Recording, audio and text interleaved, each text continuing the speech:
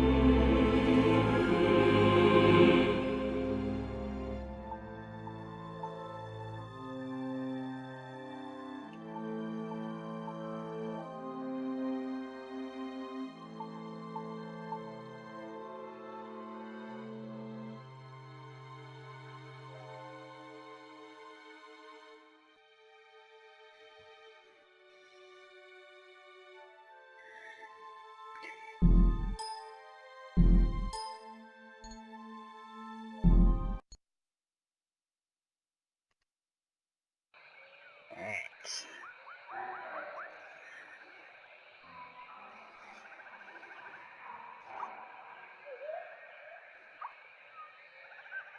I look like a real sailor. Arr, matey. Arr, matey. Dust and dry leaves caught in a strong updraft.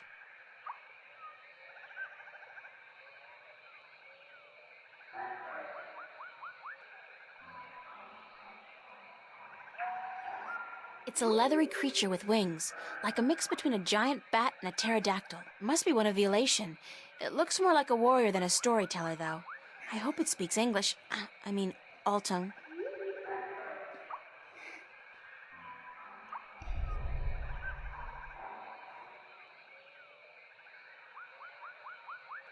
What's up this road? The Elation village of Tamar. Tamar. Can you help me across? You are human, and we don't allow human strangers into our village. If you wish to trade, let us know where your ship is anchored, and we will send traders to you with our merchandise. I don't have a ship, and I didn't come here to trade. I came to talk to your leaders. I'm sorry, but we don't allow strangers into our village.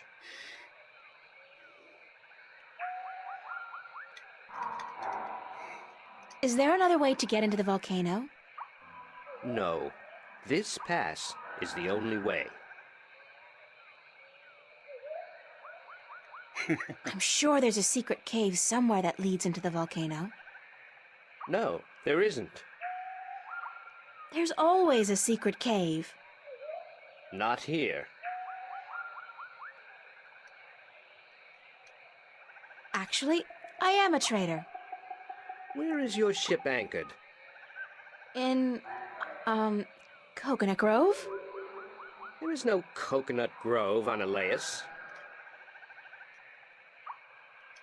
So, I'm not a trader, but I am a friend of the Elation people. We don't know you. There is no friendship between strangers, human. Don't your people have a prophecy about a stranger who comes without a ship, or something like that? I don't know of any prophecies, human. What kind of prophecies do you know about? We don't tell our stories to strangers. Where's the Elation village of Tamar? Up this road and into the volcano. Isn't it dangerous to live inside a volcano? This volcano has not erupted for thousands of years, and the gods protect us. We are safe here. Are you absolutely sure there's no secret cave? Human, you talk too much, even for an elation. Thank you. Yes, but you must leave now.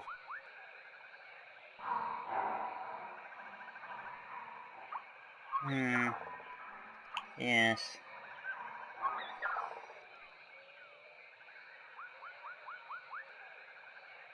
Oh, God, I think I'm gonna throw up. That was so not appetizing. Weirdest thing, though. I do feel lighter. Like I lost 90 pounds. I can't even imagine what people would pay for this stuff back home. Whoa, I'm fly! Not. I guess I still weigh too much to be carried on that slight updraft.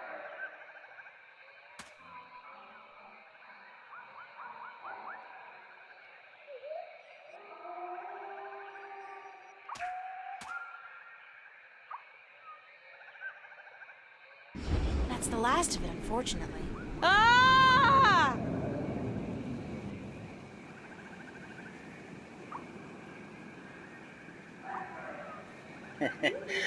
Human, you flew across the chasm. You don't have wings, but still, you fly like the elation. Believe me, I'm as shocked as you are. Are you the Windbringer? I just had beans on toast, so probably. What's the Windbringer? It's a prophecy amongst my people. Of course, there's no escaping the prophecies. It's said that someone not of the elation shall come among us to float on the wind like an elation, to learn our stories, to bring the wind back to us, and to bring us into a new and happier age. Is that all? You know, I'm starting to forget how simple my life used to be. Family, friends, grades, boys, no prophecies, nobody looking to me for salvation. I don't understand, Windbringer. You should speak with our teller up in the city. She'll be wanting to see you, I'm sure. We've waited for the Windbringer for a very long time. The teller? Thanks.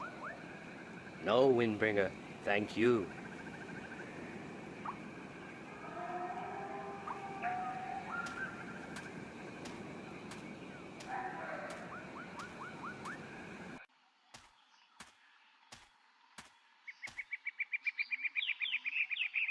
Nature's reclaiming lost ground. The contrast between wilderness and civilization is such a striking image.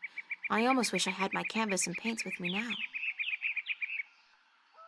When the city was inhabited by its original population, that tower was probably an important one, part of a temple or a palace. Now, though, it's just another ruin.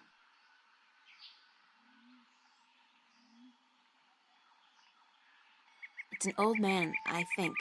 Difficult to tell, since they're all kind of wrinkly. Hello? Good day, stranger. What would you hear among the elation? I need to speak with the teller. The teller? Go down into the city and you will see the castle. The teller, she keeps to the tower.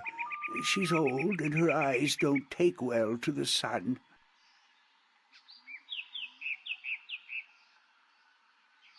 Hello? Did you see the teller yet?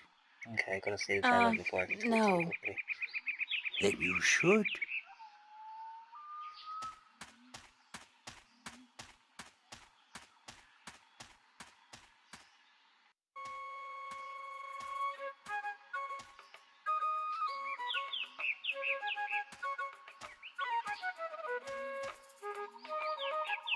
It's a little elation girl.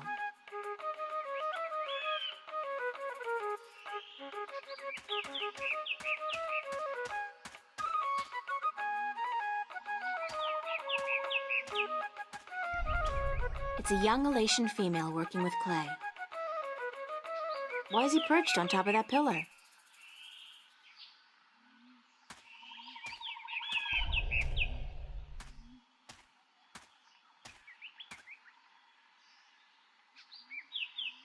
Be careful, don't come too close. I'm almost done with this pot. Sorry. Are you here to buy pottery? I didn't think traders were allowed up here. No, I came to speak with your teller. Really? I didn't know the teller spoke with anyone from the outside. You must be a very special girl. Supposedly. My name's April, by the way. Nima is my name. Nima of Ta'ama. The only Elation village on Elace. I like your pottery. It's our craft. That and storytelling. But storytelling can't buy merchandise or food. I know a lot of people who live by telling stories, although I guess that's kind of different. They are lucky then. Not that I don't enjoy making pottery. It's good to feel the wet clay between my claws, to shape it into whatever I wish. It's almost like creating a new life, I think. I don't have a husband yet, so I haven't tried. Have you? Do you have a husband and children? No. Neither, thank God. I don't think I'm ready for that yet. I was 18 turnings this spring. I'm ready for a husband, but I've yet to court anyone who could make me soar on the winds. I think the men of Ta'ama are dull and timid. What about the guard on the road below the village? He's our age, isn't he? Isom? He's quite pretty, and his wings are big, but I don't think he likes me. He never looks at me or talks to me. That doesn't mean anything. He could just be shy. Maybe you could talk to him, find out who he likes, but don't say I sent you. Sure, I can do that. Thank you, April. Thank you, Nima. You're welcome, April.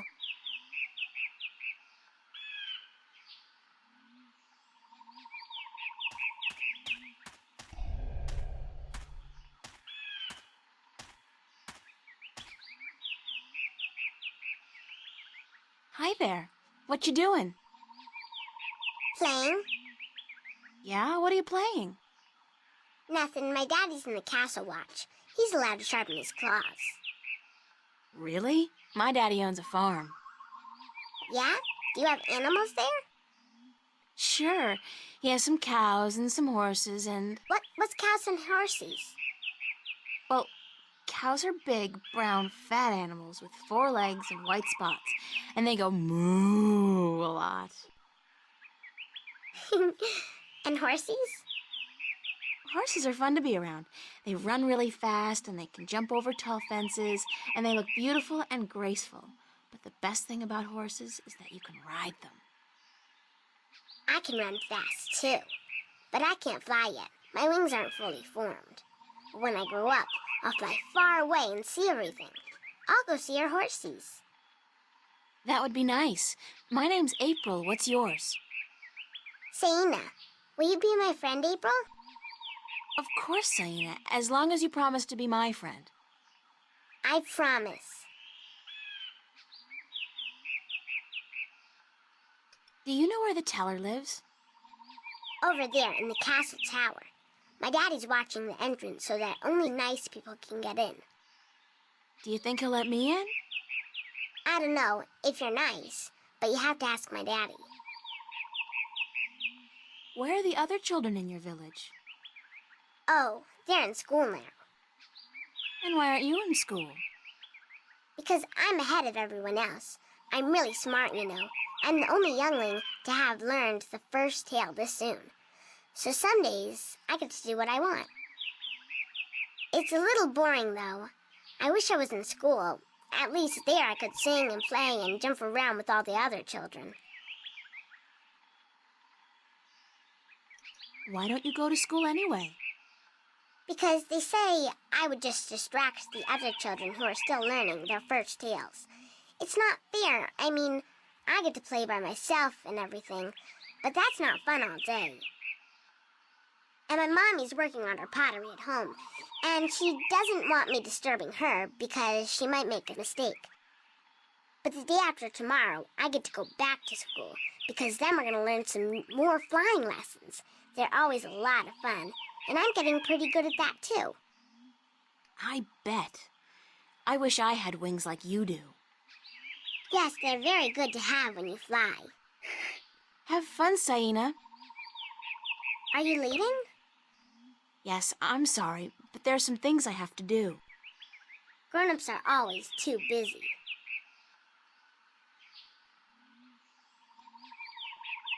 It's a nest. They don't all seem to live in nests, though. There are quite a few inhabited buildings in this village.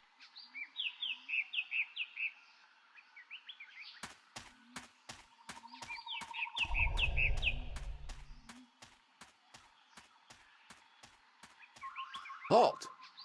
Who would visit the teller? I'm the Windbringer. The Windbringer? You are not the Windbringer. Are you? How else would I have been able to get up here? I am the Windbringer. If so, you must prove that you are of the Elation. There are 4 tales from the 4 corners of the world that you must know by heart. They are the tale of winds, the tale of stars, the tale of sea, and the tale of homecoming. I will ask you 1 question from each tale, and you must answer each correctly, or you cannot be the Windbringer. Are you ready? Nope.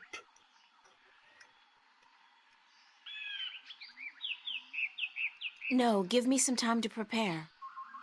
Then return when you are ready, and I will test your knowledge of the 4 tales. Halt! Who would visit the teller? Damn. Are you ready for the questions now?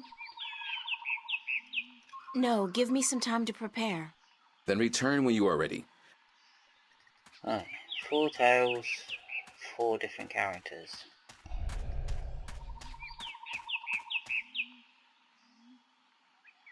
Hi, Nima. Hi, April. Do you know one of the 4 tales of winds, stars, sea, and homecoming? I had to learn the tale of homecoming. It took a long time, but I think I got it now. I'm better with pottery than I am with the tales, unfortunately. Do you want to hear it? Please. Very well. This is the tale of homecoming, my tale, and I shall tell it in my own words, as told to me by my teacher, in her words, and by her teacher in turn. Moran was a handsome young Elation man with strong wings and a hardy beak. He lived below the white cliffs, where the water was salty and the fish plentiful. Moran was betrothed to Inara, the loveliest girl there ever was. She was fair and slender and tall, and her eyes were the clearest shade of blue. But Moran was hesitant to enter into union with Inara, to become her husband and to give her children. He would always come up with a new excuse for why they had to wait a little while longer. Now, Inara was skilled at pottery, but even more so with stories, and the teller of the village had many times asked Inara to be her apprentice, to learn all the tales, so that someday she could take over as the teller. But Inara refused, knowing that if she did accept the teller's offer, she would never be able to marry Moran, because a teller cannot have a husband nor children of her own. Her refusal to become the teller's apprentice was unheard of, because who could refuse such an honor? But to Inara, love was more important. Her love for Moran was beyond honor, beyond reason. But despite Inara's love, Moran was still hesitant. And then one day he told Inara, "I am traveling on a pilgrimage to the far shores. I will be gone for some time, and while I am traveling, and in accordance with our traditions, I will be freed from our betrothal. Not until I come back will the bond between us be renewed." It was not unusual for a young Elation man at that time to go on a pilgrimage, and the bond between the betrothed would often be cut while he was away, to be formed again upon his return. But Inara was heartbroken, because she had thought that Moran would soon want to marry her. When Moran saw her tears, he said to her, "Do not weep. When I come back, I promise I will marry you. Just wait for me, and stay with your pots, to make the time pass quickly." And then Moran left on his pilgrimage to the far shores. Many years went by, and Moran had exciting adventures on the far shores. But by and by, he began to long for home, and for Inara, and now he had finally realized that he loved her, and that he wanted to marry her. But when he returned, he could not find Inara amongst the pot makers. He went to visit her family, and they told him that, after waiting for many years, Inara accepted the teller's offer of apprenticeship. And that when the teller left on the last wind during the previous winter, Anara herself became the new teller. Angry, Moran made his way to the teller's nest, and when he saw Anara, he said to her, "You promised me you would wait." But Anara did not say a single word in answer. She just turned around and lifted something wrapped in leaves from the cot behind her and gave it to Moran. Moran unwrapped the package, and inside he found an old pot, cracked and broken in two. "What is this pot?" he asked. "And why did you not wait for me like I asked you to?" And finally Anara spoke, and she said to Moran, "I made this pot for you, my dear Moran, when you left, because I wanted it to be my marriage gift to you. But when many, many years passed, I finally realized that you did not love me the way I loved you, and to live hoping otherwise would be death." "But I want to marry you," cried Moran. "I came back." But Anara just nodded at the broken pot in Moran's hands and said, "Like an old pot that is left without care, a heart may break in two, and a broken heart can never be mended." And so Anara turned away, never to speak with Moran again, and Moran's heart, like the pot that was left untended, broke in two, because absence makes a heart brittle. This was the tale of homecoming, my tale, and I told it in my own words as told to me by my teacher, and as I will tell it to my student when the time comes. Bye, Nima. Goodbye, April.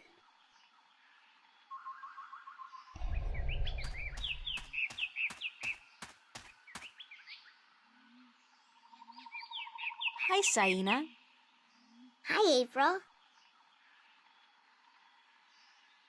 Do you know one of the 4 tales of winds, stars, sea, and homecoming? Yes, my mommy taught me the tale of the stars. It's a really pretty story. Do you want me to tell it? Please, Saina, I would like that very much. Okay. This is my tale, the tale of stars, and I tell it to you in my own words, as it was told to me by my teacher in her words. In the small village of Jinjay near the rumbling hills of Onion, there lived a girl called Mona. She was a curious girl, and she would always get in the way of grown elation. "Go play somewhere else," they would say to Mona, but she didn't want to play with the other children. She wanted to be where the grown-ups were, to see what they were doing, and learn from them. But one day, after getting many complaints from the pottery makers and guardsmen and traders and soldiers in the village, Mona's mother told her that she wasn't to interfere with the grown-ups anymore, and that instead she could go play with the other children, or sit still and draw or work with clay. But Mona was always curious, and now, since she wasn't to be among the grown elation anymore, she decided to go exploring the forest that lay just outside of the village of Jinjay. She had many times been forbidden to enter the forest because it could be a dangerous place, but Mona was very curious. Of course, she wasn't planning on going far into the forest, but then her eye caught sight of a white flufftail hopping through the tall grass, and Mona, curious as ever, gave chase. The flufftail ran away into the forest, and Mona followed, blind to where she was going and interested only in catching the white flufftail so that she could keep it as a pet. But then, after a good while, the flufftail disappeared into a hole in the ground, leaving Mona alone in a small clearing, somewhere deep inside the forest. She was exhausted after running after the flufftail for so long, and as she looked around the clearing at the unfamiliar trees and flowers, she realized that she hadn't been paying attention to where she was going. Not for the first time her curiosity had gotten the better of her, but this time it was serious. Mona was too young to fly, and she had very little sense of direction, and chasing the white flufftail had made her dizzy and tired. It was getting darker, and Mona was all alone in the deep, dangerous forest, too sleepy and too scared to be able to go anywhere. Mona curled up with her wings wrapped around her under the leaves of a tree and began crying. Soon it got really dark, and somewhere, not far away, wolves started howling at the moon. Mona was so scared she was petrified. but after a while her exhaustion got the better of her, and she fell asleep. She woke up when she heard a voice calling her from somewhere far above. Looking up at the starry sky, Mona saw a vision of the spirits of 5 tellers gazing down at her. "You have let your curiosity lead you astray," said one. "You are lost, and you deserve to be lost," said another. "Poor little girl," said a third. "We will help you home," said a fourth. "But remember this," said the 5th spirit. "We will lead you back to your village and to your mother only if you promise us one thing." "I promise," said Mona. "Whatever it is, I promise I will do it." "Very well," said the 1st spirit. "You will make the story of this night into your own tale, and you will call it the Tale of Stars." "It will be a tale to warn the curious to be careful," continued the 3rd spirit, "and to not let their curiosity get the better of them. And," said the 2nd spirit, "to remind the elation that the spirits of their tellers watch out for them when they most need it." And so the spirits of the 5 tellers guided Mona through the forest, and by dawn she was home. And Mona did tell her tale, the Tale of Stars, to everyone in the village, so that everyone would remember that the curious must be cautious, and that the spirits of the tellers are always watching. This was my tale, the Tale of Stars, and I told it in my own words as my teacher did to me. That was a beautiful tale, Saina. Thank you. Bye-bye, Saina. You're leaving again? I wish you could stay. Me too, Saina, believe me.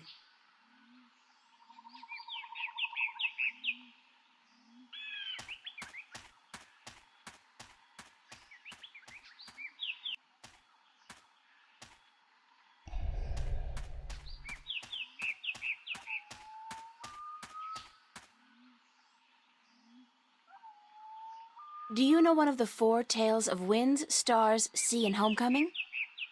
Mine is the Tale of Sea, human. Would you mind telling it to me? I would be happy to do so. This is the Tale of Sea, told in my own words, as it was told to me by my teacher in his words, and to him by his teacher in his words. This was a very, very long time ago, when the Elation were a strong people, and we could spend days riding the hot winds above the seas. We hunted fish then, and we were at war with the Merum, the Wet-tails. Acalis was one of the strongest warriors there was. His claws were sharp and long, his beak pointy, and his teeth strong. Acalis was admired by everyone in his clan, and because of this he was cocky and arrogant. So one day the teller of Acalis city asked him to perform a very important and very special duty, to bring a sacred jewel to the teller of an Elation town across the sea. This particular jewel was very important because it signified a union between the 2 towns, and it would benefit the people of both that it was delivered safely and promptly. Acalis grinned and told the teller that he would deliver the jewel both quickly and safely, and that she was not to worry. But the teller did worry, because Acalis was young and too sure of himself. But she wanted to test him, and to teach him that sharp claws, a pointy beak, and strong teeth are not all a warrior needs, that a warrior must also be wise and careful. So Acalis set out across the sea on his flight. It was on the 4th day that he spotted something in the water that caught his attention, and forgetting his duty and following his curiosity, Acalis dived towards the water to investigate. When he came closer, he saw that there were Merum in the water, foolishly hunting close to the surface, and Acalus saw an opportunity to again prove his might as a great warrior to his people, and to capture the fins of a few wet-tails. But this time, Acalus' arrogance got the better of him, because the Merum had set a trap. As he dived towards the Merum with his claws, a spear shot up from the water to hit him.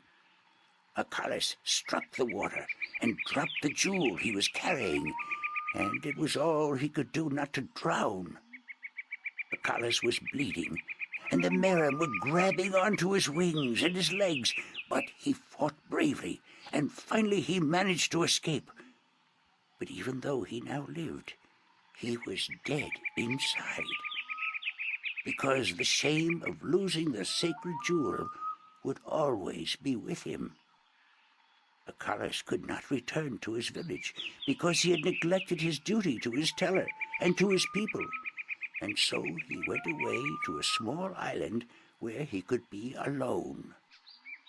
To himself and his people, Acalus now became the Lost One, he who had been on a sacred mission but had failed in his arrogance.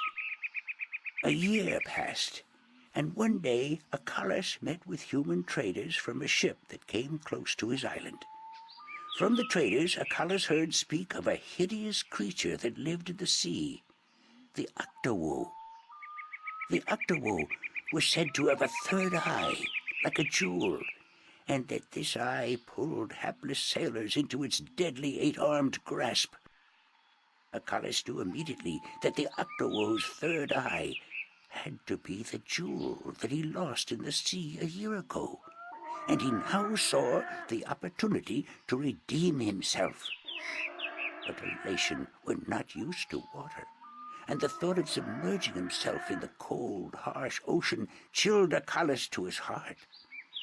But he was the Lost One, and if in his death he could at the very least redeem himself, to his own heart then it would be worth it.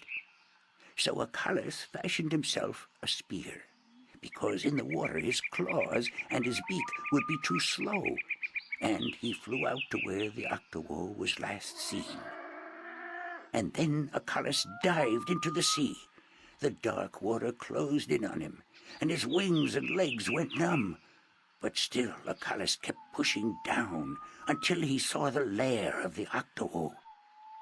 Spotting Acalus, the Octowoe attacked, and Acalus saw the monster's third eye, his sacred jewel, shining bright in the darkness, and his heart was filled with a sense of duty and courage that he had never felt before. But as he began fighting the eight-armed monster, Acalus realized that if he were to fight like he usually did, he would not stand a chance. He would have to think differently.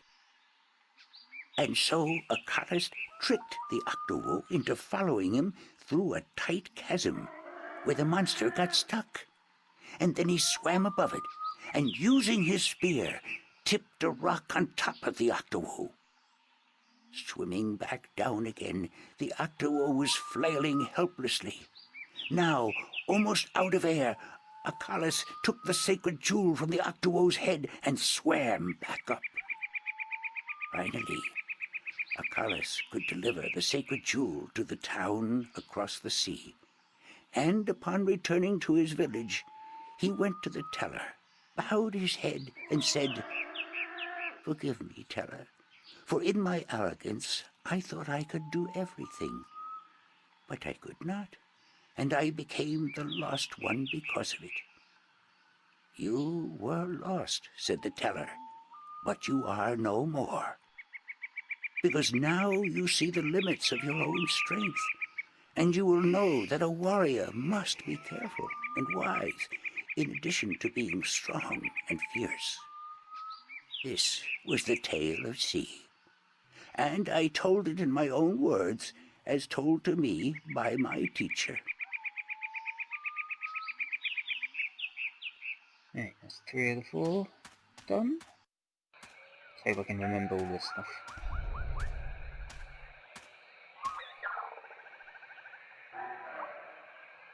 Oh yeah, I've got to chat to him about that as well.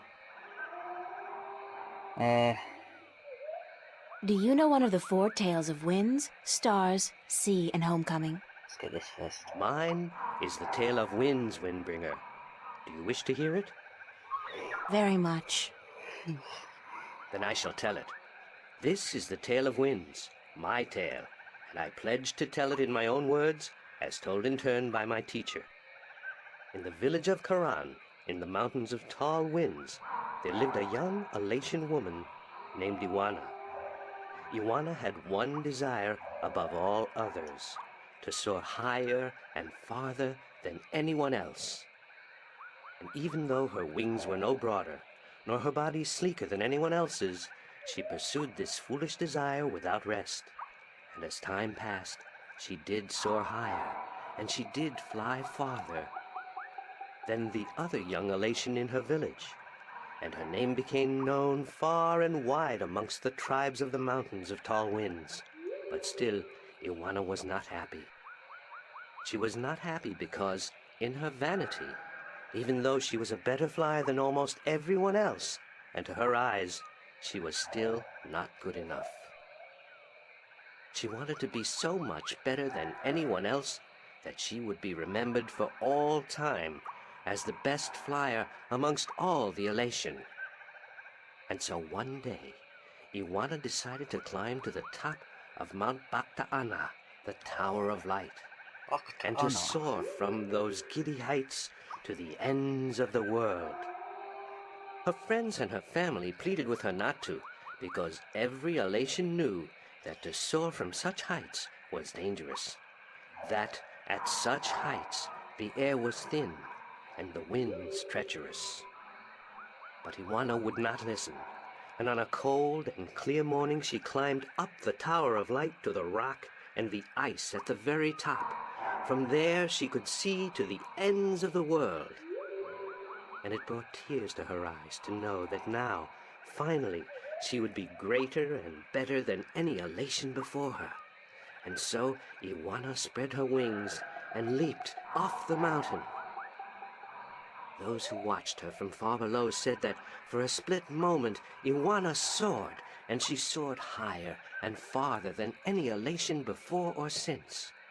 But then the treacherous winds caught a hold of her, and the thin air made her plummet towards the ground, and to fall to her death amongst the rocks at the base of the mountain. In her vanity, Iwana could not see beyond her desire to be the very best. And vanity always stands to fall. That was the tale of winds, my tale, and I told it in my own words, as told to me in turn by my teacher. Hi Jovan, how are you? And yeah, I am, although I've only played the first 2 games, so that's what the point is. I'm playing the first 2 to recap and get really familiar with it for the 3rd one. Unfortunately, you've turned up, I don't know, like 2/3 of the way through, so... Okay, right, so I've listened to those 4 stories. I've probably not remembered it well enough to pass this test, so... Are you ready for the questions now? Okay, let's go for it. Yes, ask me the questions.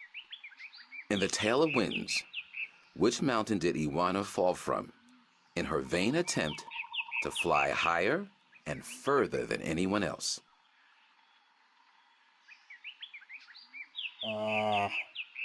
Mount Bakta'ana, the Tower of Light. That is correct. In the Tale of Stars, what did Mona see in the sky that helped her find her way home? They were 5 tellers, that was it. Yeah, you've missed April in her pants. For quite a while. And hi Peds, by the way. Nice of you to say hello. Don't worry, I'll it's obviously it's all saved on Twitch for now, but I'll put the whole thing on YouTube as well if you wanna watch it from the beginning.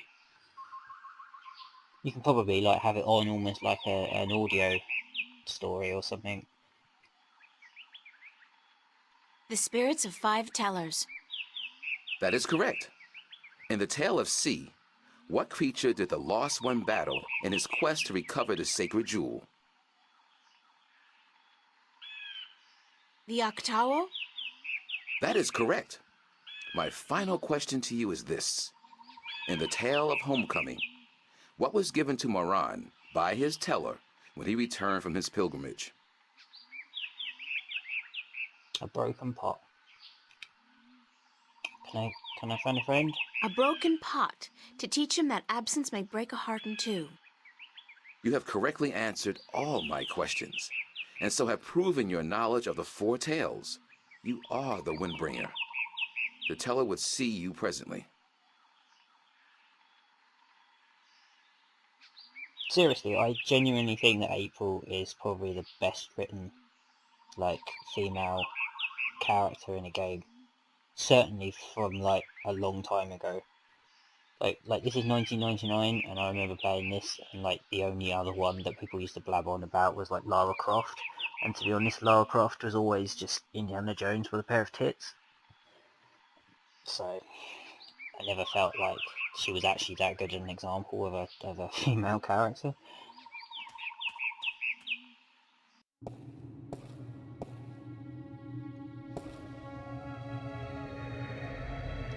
She's the teller. She must be over 100 years old. Come closer, human.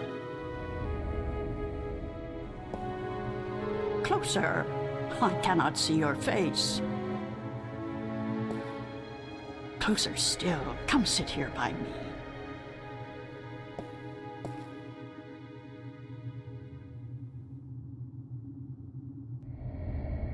There you are. You see, my eyes are not what they used to be. Ages ago, I could spot a ladybug crawling up a straw of grass from 15 tree lengths up. Now, I have a hard time seeing my supper. But my ears, balance be praised, my ears, they are as good as ever. I could hear you outside, learning the tales my children tell. You are a good listener and a fast learner. They were interesting stories, and your people told them well. That is what we do.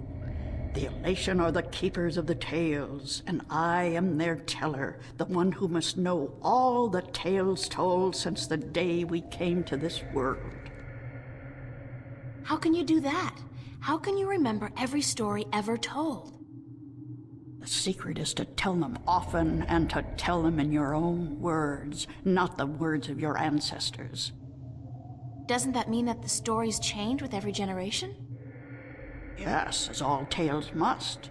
Change is important. Otherwise, the tales will have no meaning to us. They will just be words, and we do not care about the words. We care about what the words tell us.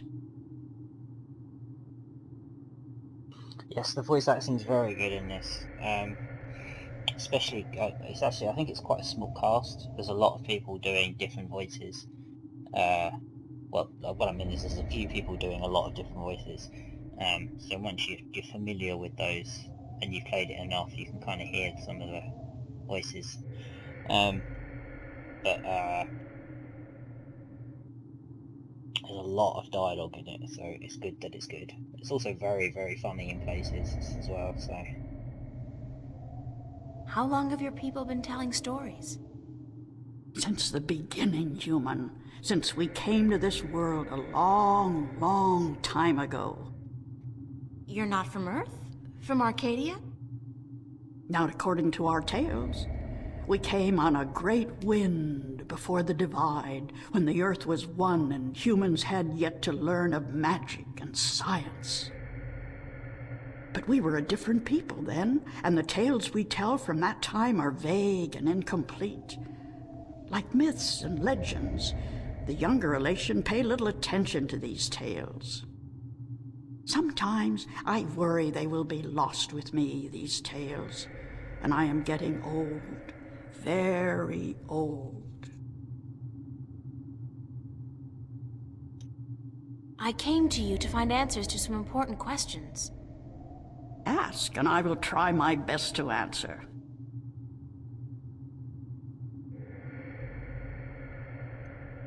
Have you heard of an ancient god or dragon that lives beneath the sea? Once, long ago, when my people lived in harmony with the Merim, there were stories of an old god worshipped by the Merim who resided deep in the darkest depths of the ocean. How you got there? According to legend, the old god had once brought the Merim into their realm, into the ocean, and he was now sleeping, resting before the journey back. Back where? To a great ocean amongst the stars. When the time came, he would gather the Merim and bring them home with him, back to their world, to their ocean. Strangely enough, we have a similar tale. It is said that the great wind that brought us here will someday return to bring us back to a place where we can soar forever on warm winds. Like heaven. In a way, perhaps, but without the need for any of us to die. The great wind will just sweep us up and carry us away. Every evening before I go to sleep, I recite this tale to myself. It is a comforting one.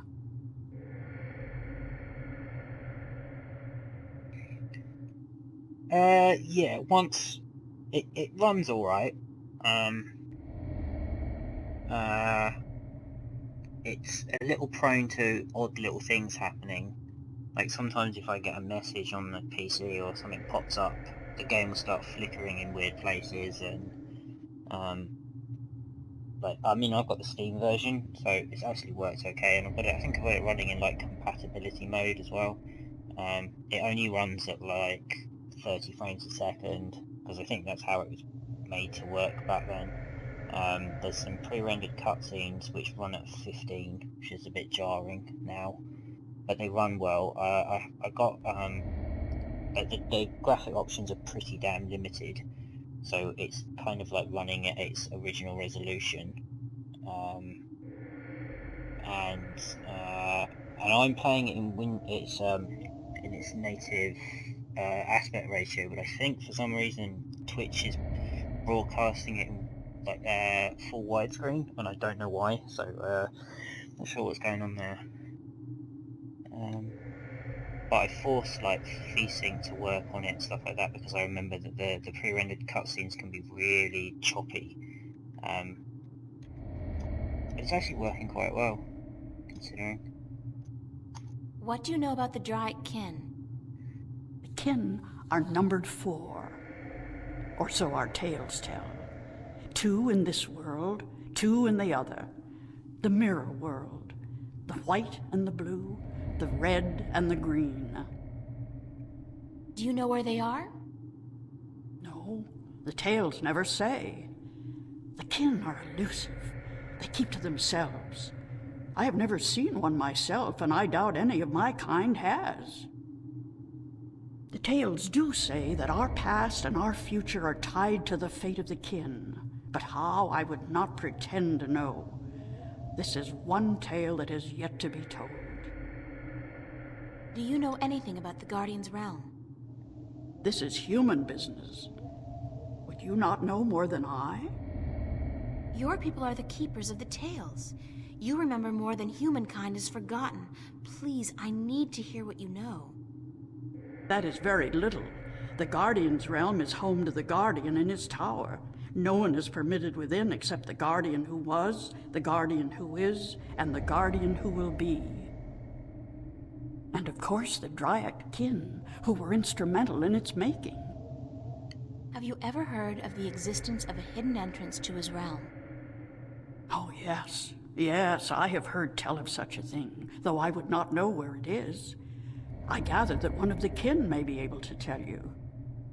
Thank you. I don't have any more questions. I am glad I could help you with some answers. I'm the Windbringer. I know you are.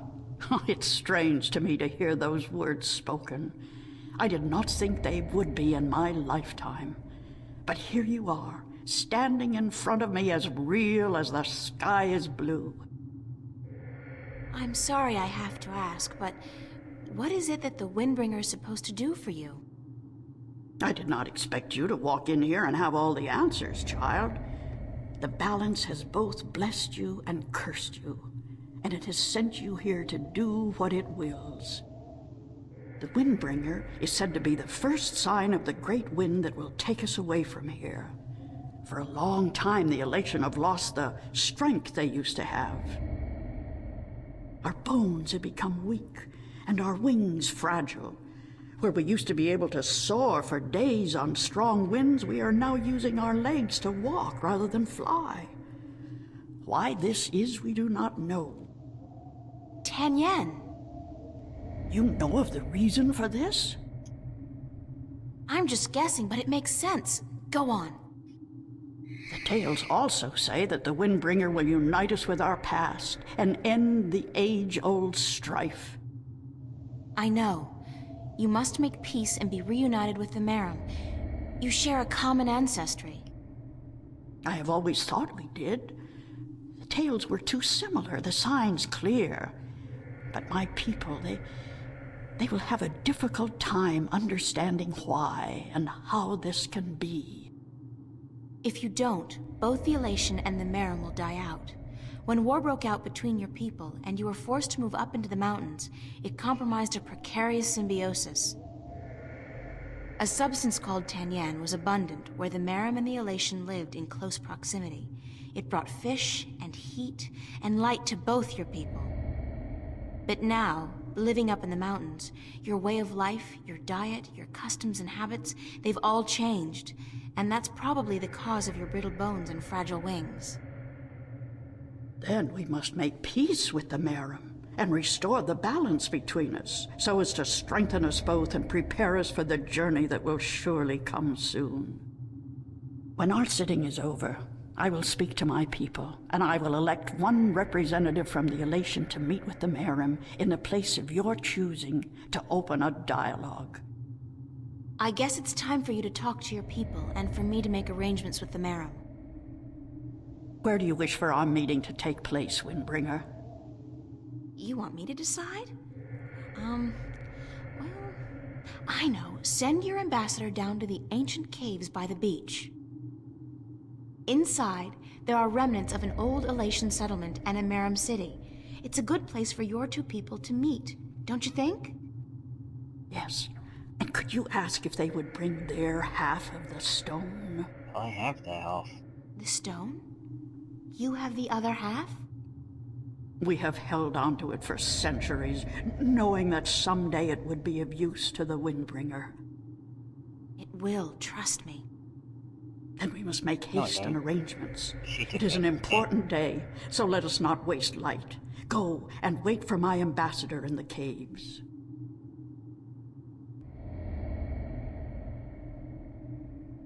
Hi, Jalora. You're back again. Oh, and Jasmine, I will not hear a bad word about that owl. It's amazing. This place is so beautiful. And the scent of sea and rock and nest. This scent is of home. This was home a long, long time ago, according to the tales. We lived in peace with the Wet-tail, with the Merim back then. Now you'll be able to live in peace again. And with the Tan Yen bringing fish to your doorstep, you'll be able to eat well and restore strength to your bones. Soon you might even be able to soar on the winds for days like you used to do. I hope you are right, Windbringer. And I hope that the Merim will see the sense in it too. They are coming, are they not? They said they would. Hush, I hear something.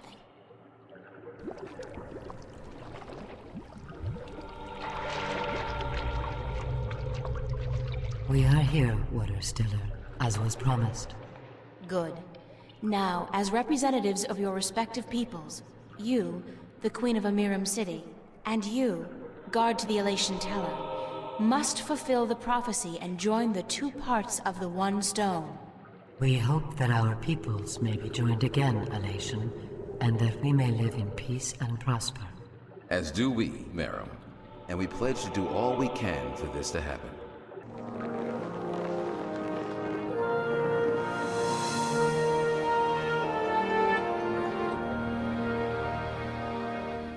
The stone is now whole, Windbringer, and the Elation and the Merim will once again be as one. You may take it with you. Thank you. The both of you. Come now, April, and we will take you to our sleeping god. No, I forgot May to get his those wisdom two guide you dating. and Oh, well. lead you down the right path. How many hours? I don't know.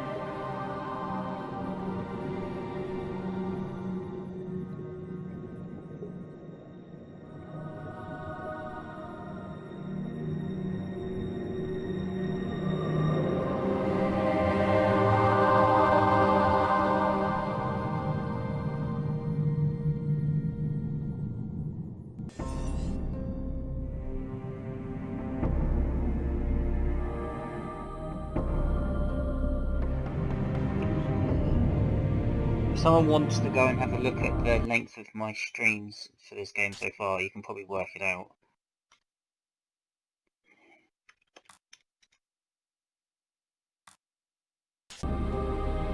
Ah! There we go. 3 anchors left. I'm so deep now, I really should have been crushed by the pressure, but I feel fine. Wet, but fine.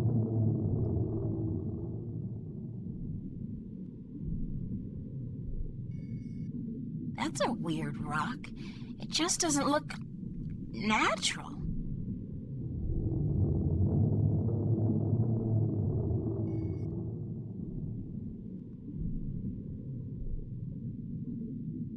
Feels more like a shell than a rock. I don't think it's a rock. I think it's alive.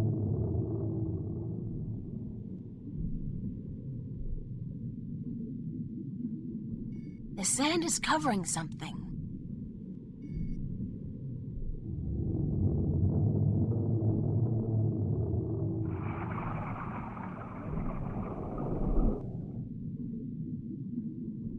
It's some kind of organic sensor.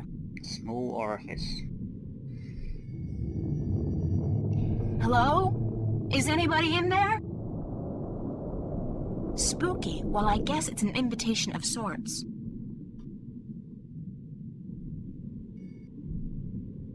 It's soft and spongy. Large orifice.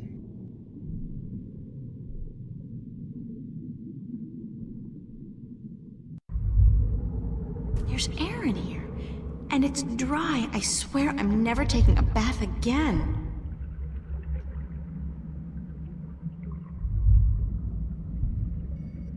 That doesn't look like a natural protrusion. It's too big and round. I know you.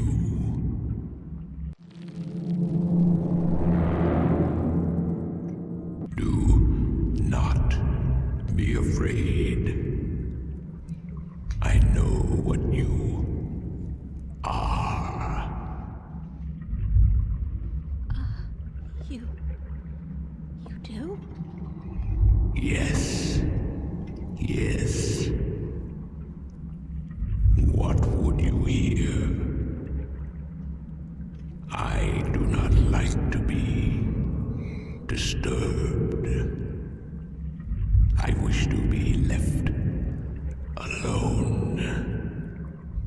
I wish to rest until the day of ascension.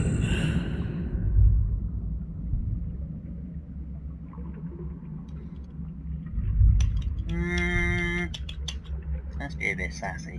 Some things are more important than your nap time. There are always things more important. But I do not care. That is why I am down here. In the deep. Away from the world's affairs of man are no concern of mine. That's a fine attitude. Just bury your head in the sand and let the world pass you by, huh? That way you can spend eternity in blissful ignorance and solitude. I do not mind being alone. I like the silence. What do you want from me? Just some questions is all. Then ask and be gone.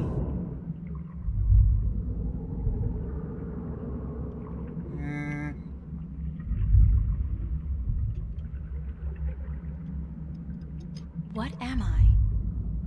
What do you mean? You said you know what I am. What am I? You do not know. Then it is not I who should teach you about your heritage. You must make this discovery on your own. Listen, I'm tired. I'm wet. I'm at the bottom of the sea, and I'm breathing with the help of a polyp stuck in my esophagus.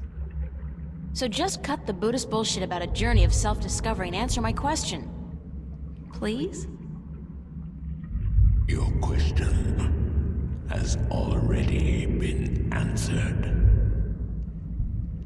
That is all I will tell you. Your journey began with an answer. It is only now that you know the question. That's so not helpful, but thank you.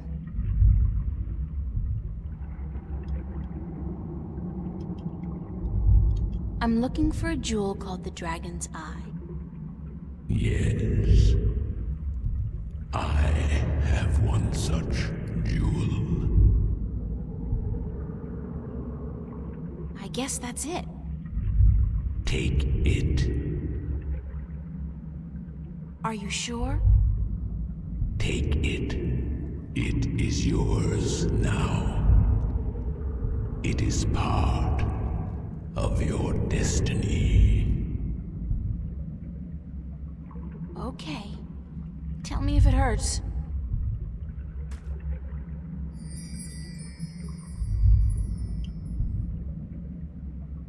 What is the Day of Ascension?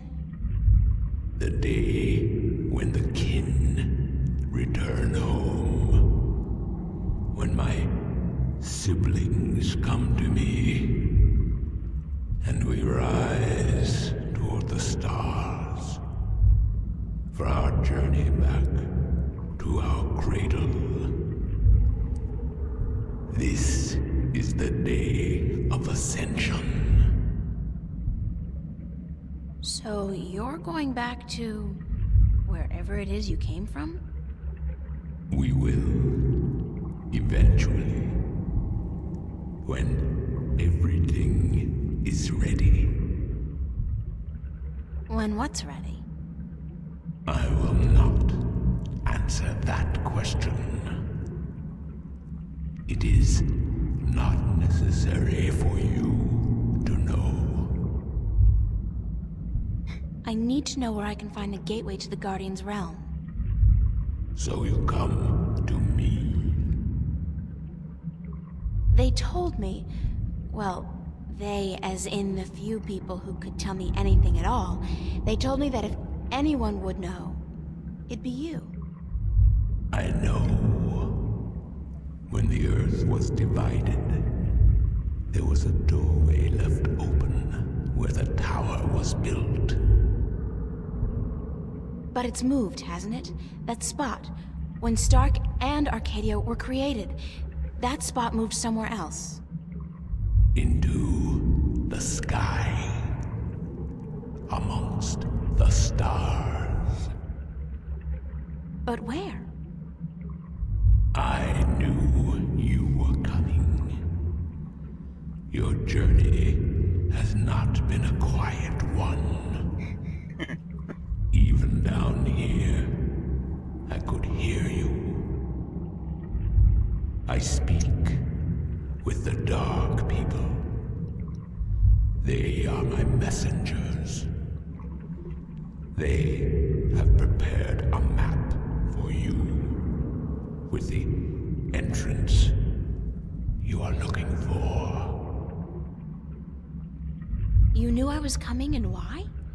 Then, okay, I know this is probably a futile question, but why didn't you send the Dark People to me earlier? You could have saved me a lot of time and hard work. You are afraid of time and hard work.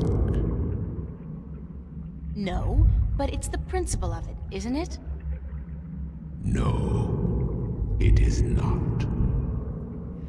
You had prophecies to fulfill.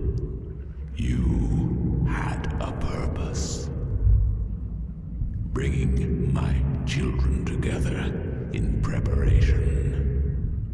This was important. And for that, I thank you. Now, I wish to sleep. You said something about a map? The Dark People have it. They will meet you. I will bring you to them. What? Now? Yes. Hold on.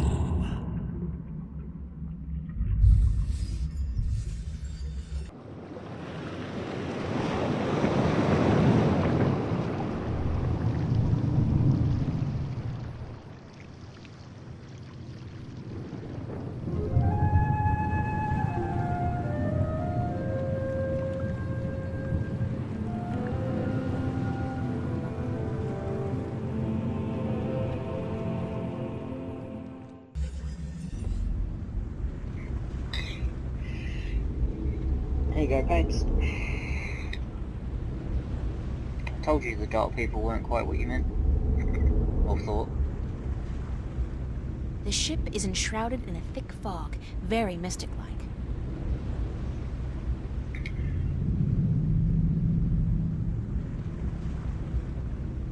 I can't see the face, but I think it's a man. A tall man wearing a dark cloak. He's one of the Dark People, whatever they are. Thanks for taking me on board. Who are you? Well, I thought you... I mean, didn't the old dragon... Well, I'm April Ryan, from Stark, and I guess you're a dark person. But who are you? I'm just a student, not anybody special.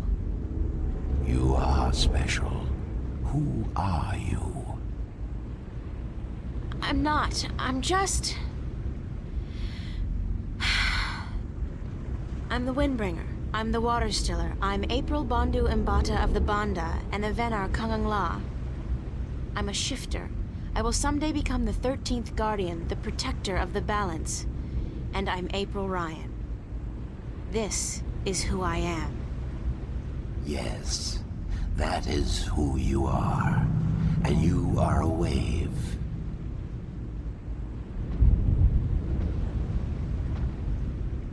Why am I, a wave?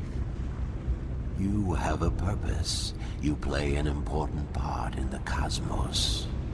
The window's definitely got A wave is Return someone of the Jedi who thing going on, propels isn't it? people and events toward change, towards the future. And that's what I do? You are a wave. There are ripples from your passing, and they spread wide and far. Those ripples will never die down. The worlds will be changed by your journey. You're telling me that everything I do affects the universe? You cannot escape it. You are a wave.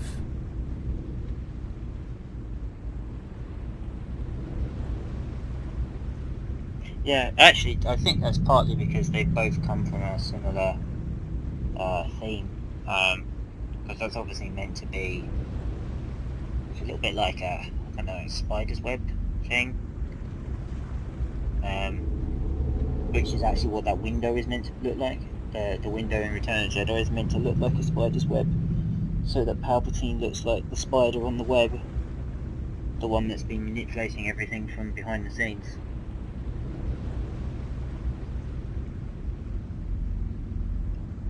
The ancient dragon, the blue of the Drag Kin, told me you had a map for me.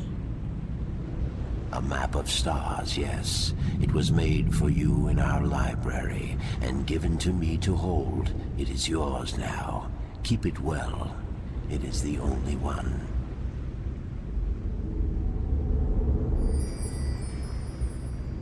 I'm looking for an ancient stone given to you by the Sentinel, the Fathers. You came for the stone. Of course we have it with us. Our ship would not have been chosen to meet you were it not for the stone we carry with us. Everybody's just waiting around for me to show up, so that they can give me stuff. Who knew adventuring was going to be this easy? It will not always be so easy. Of that I can assure you. But here is our stone. We entrust it to you, as we were instructed to do when the Fathers first entrusted it to us.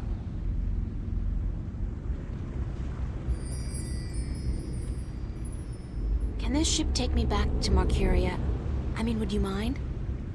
We will bring you to Marcuria henceforth. It will take the night, but we will be there at first light. That's fine. Thanks a lot.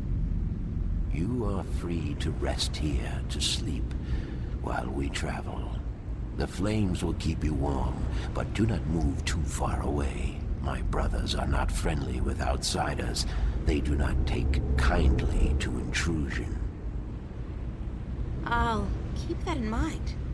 I'm staying right here. Good. Sleep.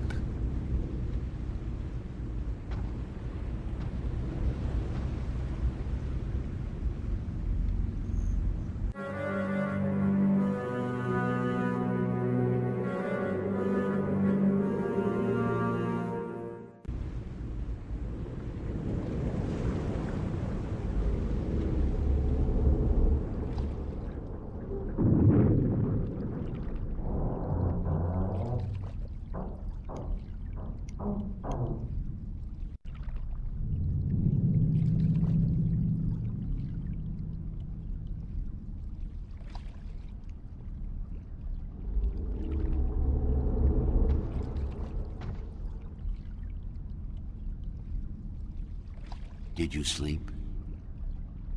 Very comfortably, thanks. Where are we? In the Marcuria harbor. But there are barely any ships here. I do not know why. We must leave you here. We have other business. Carry your wave into the future, April. Whatever that means, I'll try.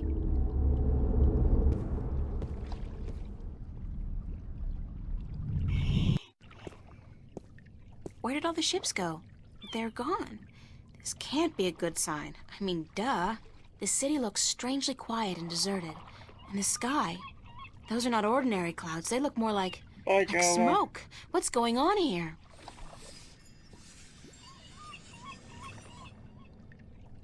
Poor Jawa, always leaving. No, the last time, I can't remember when the last time I played this was. May have been around the time that the sequel came out. I can't remember if I played it since then. I played it a few times, but it's just I've not played it for a really quite a long time now, so... Right. I look like a real sailor. Arr, matey. Right,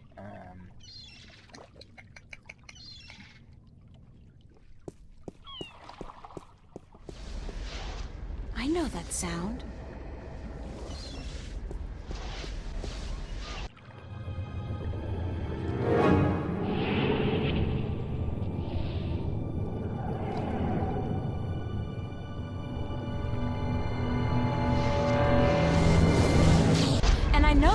vortex. A shift. Cortez must have found me, and just in the nick of time, too. God, that was close. Nah. What caused that shift to open just in time? It has to be Cortez. Finally. Hello? Anybody there?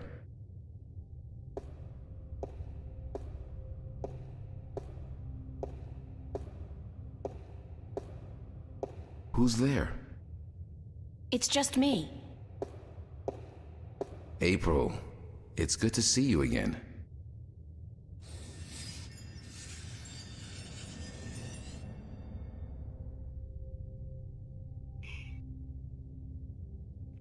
It's a crime, Jasmine. It's a crime. All people should know about this game. Father Raoul, where is Cortez? I thought he'd be here. I haven't seen Cortez for a week, and it worries me. He usually stops by once every few days. Yeah, that's true. It was like a multi-format release, so... And obviously this was the PC only thing. So yeah, probably why. And also, I guess by 1999, point-and-click adventures had maybe started to go out of fashion a little.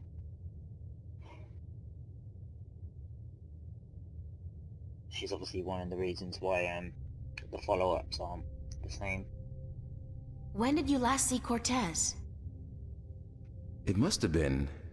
I think it was last Sunday. Exactly 1 week today. He's been gone longer than that before, but this time What? This time I have a feeling there's something wrong. I don't like that feeling.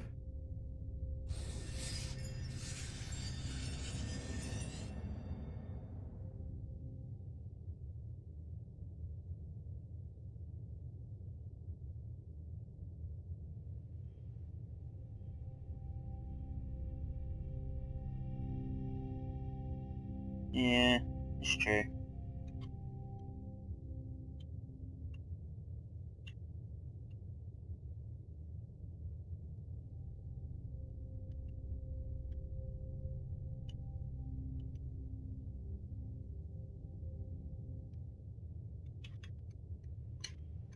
Is there anything you're not telling me, Father Raoul? I don't know what you, Yes, you do. You're no ordinary priest. You know about Stark and Arcadia, about the balance, and I'm sure you know a lot more about Cortez than you're willing to let on. How did you... I heard you and Cortez talking last Sunday, and it scares me. And pisses me off to think that you're using me, that you're keeping things from me. I thought for sure that I could trust Cortez, but as it turns out, I can't. I was hoping to confront him with this, but he's not around, and you're part of it too, aren't you? April, you have to trust me when I tell you. Sorry, I can't trust anybody anymore. There's so much at stake, and I don't know who to trust, Father. Please, tell me what you know. I'm sorry, April. I mean, I'm sorry you don't feel like you can trust anyone anymore, and I'm sorry that I don't know more than I do. But I will try to answer your questions honestly and openly as much as I can. Hi, Zanny. How you doing today?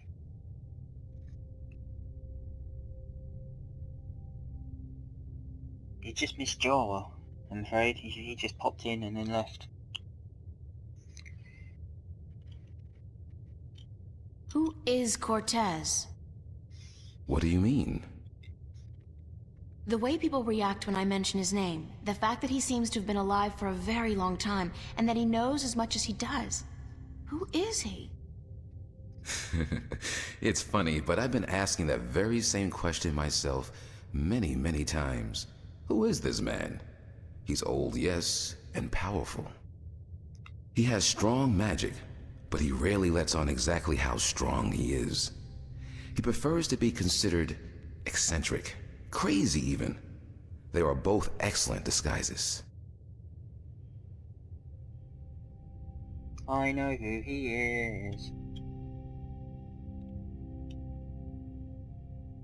Yeah, so other than you, it's just Jasmine and Peds that are about. You still haven't answered my question about Cortez. That's because I cannot answer. I just don't know. He found me when I first came here. You see, I'm not just a Catholic priest. I'm also a sentinel, a minstrel. You're a minstrel?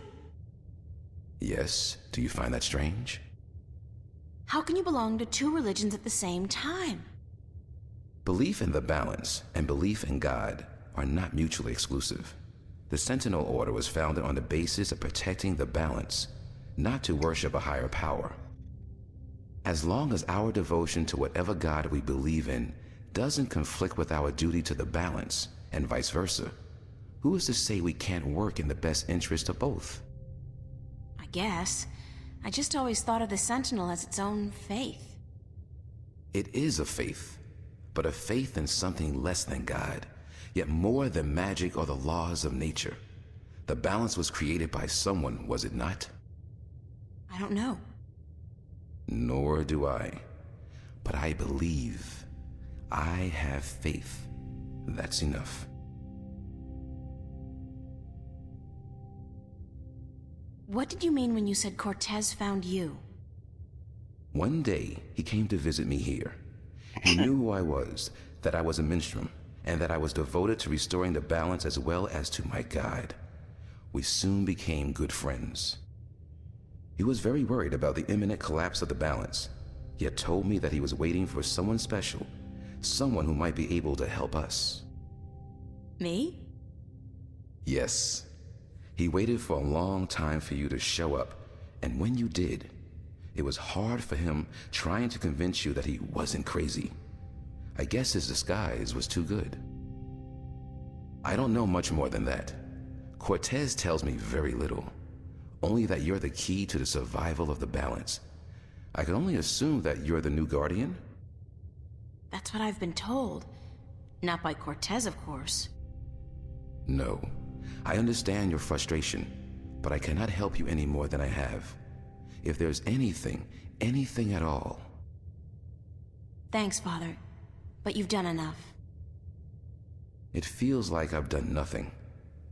But God be with you, and the balance too.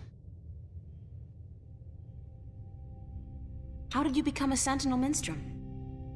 The Sentinel are not numerous in Stark. Not yet. Not with the Vanguard, the Church of Voltec, keeping a watchful eye and striking down anyone who dares to proclaim their faith in the balance. But the Sentinel are here, and when they find someone who they believe will be sympathetic to their cause, they approach them. That's what happened to me. They asked you to join? No. They told me the truth.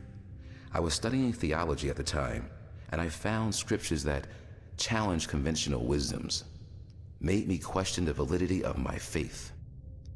But once I learned the truth about the balance and the Guardian and the ongoing war with the Vanguard, it became easier to believe in God again, because now things made sense.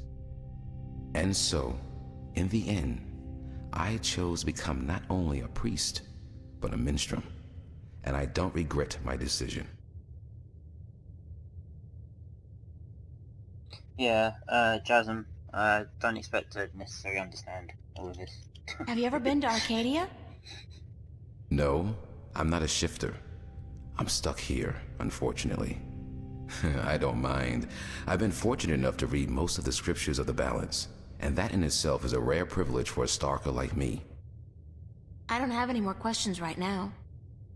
If you do, please ask. I want to help, and that's the truth.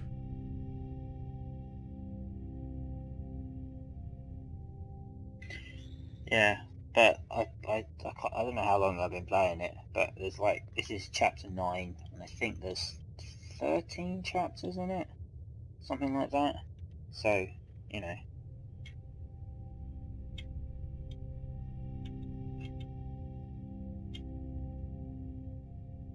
Possibly. The third one, I think, is more of a, not a direct, well, it is more of a sequel to the second one than the second one is to a sequel. to this, actually, from what I understand. We'll find out soon, because we're getting there. How are things here? There's You just so mean in much the cathedral? world building that goes on in this game. No, I mean here in Newport. How have things been going? Nothing out of the ordinary. Why? Have you been away? You could say that, yeah. It's just been hot and humid, and is getting worse by the day. And apparently crime is on the rise. But what else is new? I have to run, Father. Right. I hope to so- see you again soon, April. Please take care of yourself. And if you see Cortez, tell him to see me.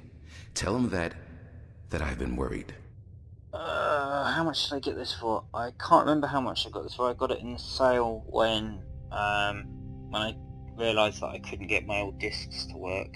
And it was on a Steam sale, and I got it with the second one. I think you can get a pack with like all 3 of the games in this series together. So, I mean, that will make this absolute peanuts. So,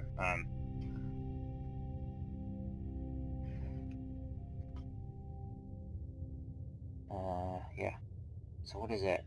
Wait, so back in stock. So Burns Flipper hopefully has my ID now. It's definitely convenient, but I just couldn't get the games to run properly anymore from the disc. I was going to play this, I was going to do this back probably just before I started playing Bloodborne. It was going to be what I streamed then, and I couldn't get anywhere because I couldn't get it to work then, and I sort of ended up playing that and something else. Yeah, it is a bit weird. Ah, sweet old lady. Sweet old ladies just ain't what they used to be. Right, so I could pop back home, check that nothing else has happened. Or could go to the docks. Yeah, I wouldn't want to get rid of those. It's nice to have them. It was on 4 discs, damn it.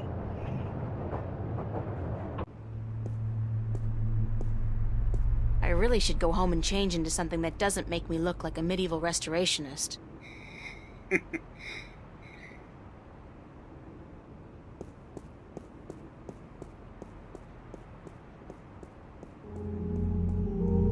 Give Jasmine a quick tour while I'm here. So April is an art student. She's 18.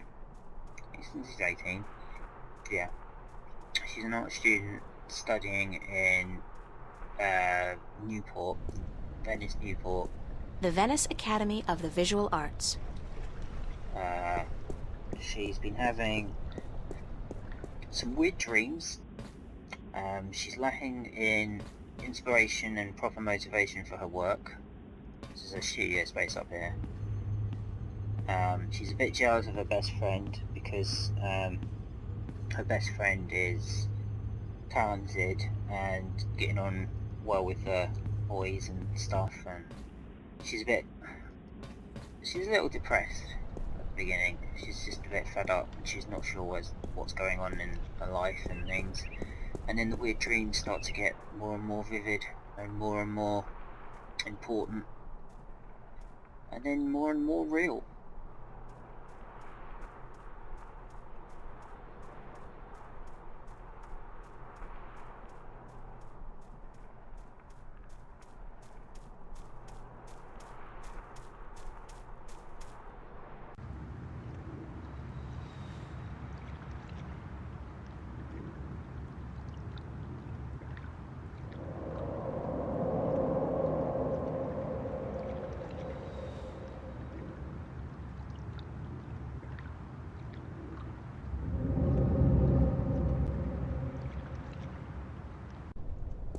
The only downside to this is that there are a couple of puzzles that are a little bit on the stretching logic thing, but that's kind of a thing that happens in pretty much all point and click adventures. Rusty. Oh look, the mystery door's still here. It's the mystery door. This is the Fringe Cafe. This is where April works, and a few of her friends do.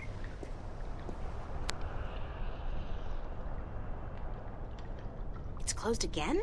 That's the second time in 2 weeks, and this time there's not even a sign.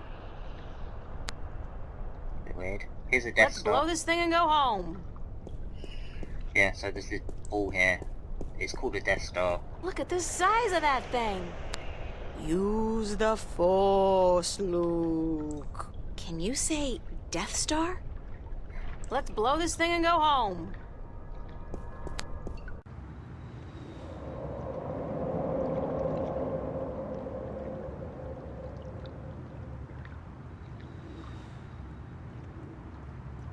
And yeah, so this is set in the future, and so the city is a bit kind of Blade Runner-y.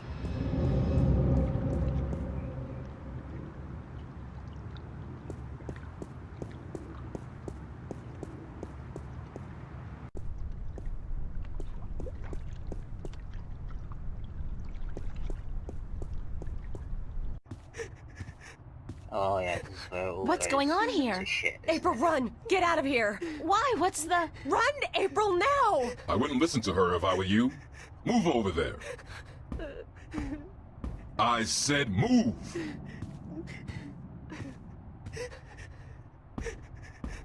Emma, who's this man? Tell me what's going on. Who are you? What do you want? He's just following orders, Miss Ryan. He's just a servant. My servant.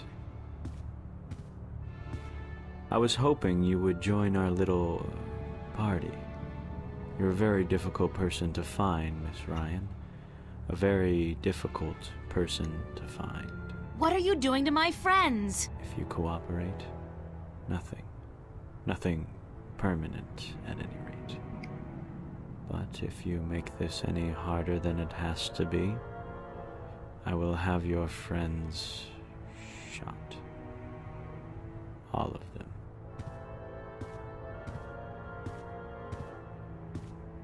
What do you... Do I know you? I know you. I've seen your face somewhere. My name is Halloway. Gordon Halloway. I work for Jacob McAllen, who I am certain you have heard of, yes? He runs the Church of Voltec, also known as the Vanguard. He has been insisting on meeting you, Miss Ryan. Of course, we were not sure who you were at first, but we knew we would find you in Venice. You did give us a run for our money, I must admit. Your shift a week ago today made it a lot easier, but then you decided to stay out of town for a while. Smart. Coming back, though, was rather stupid.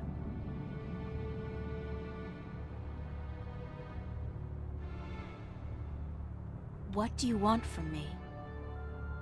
We want you, and what you carry with you. We have our connections in Arcadia. We know of your journey north. Good job on our friend Mr. Klex, by the way. Good job. Very impressive. Of course, not to mention the fine work you did on that Gribbler creature. She was not very cooperative. She just refused to listen to reason. But she was a twisted old girl, and we respected that. Unfortunately, we lost track of you once you set out to sea. The Tyran are not very comfortable with water, and so there was no chance of sending anyone after you. However, with your good fortune and, shall we say, good breeding, I am certain you brought some valuable items back with you. I would expect no less from a bright and industrious girl such as yourself. So, give me what you have and let us be done with this nasty business. I will let your friends go, and then you and I will go on a little trip.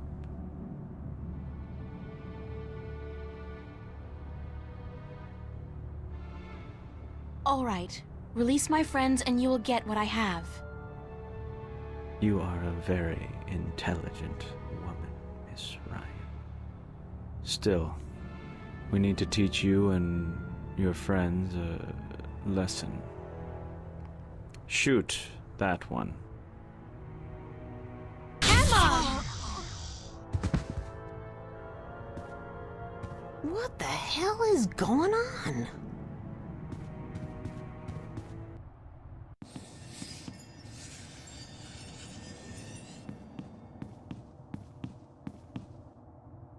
Get out of my way, Zach! Where are you going, April? Don't you know the game's up? What game, Zach? They're trying to kill me. They just shot Emma. Who did? The agents, the Vanguard. But they said they weren't really gonna hurt nobody. They were just gonna... They said? What do you mean? You spoke with them? No! I mean, they were just gonna arrest you and... You bastard! You sold me out? You killed Emma? Do you know that? You killed my best friend! I didn't...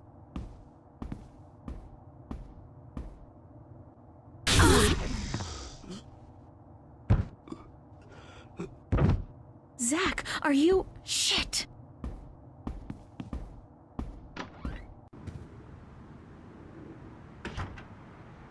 Open up! Time If you don't open, we'll break down the door. Go out the Let's window? do it. Take it down. Yeah, go out the window. Oh, God, this is not gonna be fun, but I don't have a choice. Close your eyes, April! Oh, shit! Ah! I don't think it's possible to die in this. There's a couple of sections which are a bit like combat sections, and all that happens is something tries to attack you and then she automatically moves out of the way.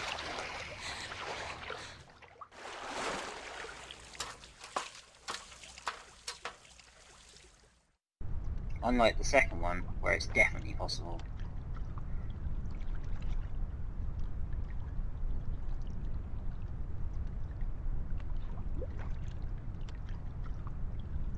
Right, I can't remember what I do. I can't...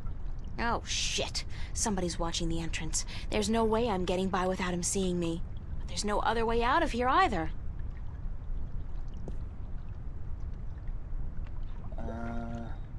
Oh yeah, I have the invisibility potion, don't I?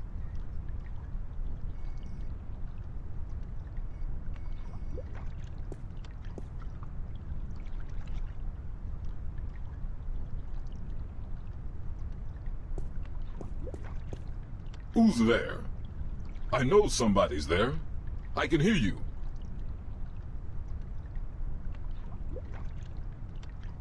Nah, probably just a sewer rat. Sewer rat?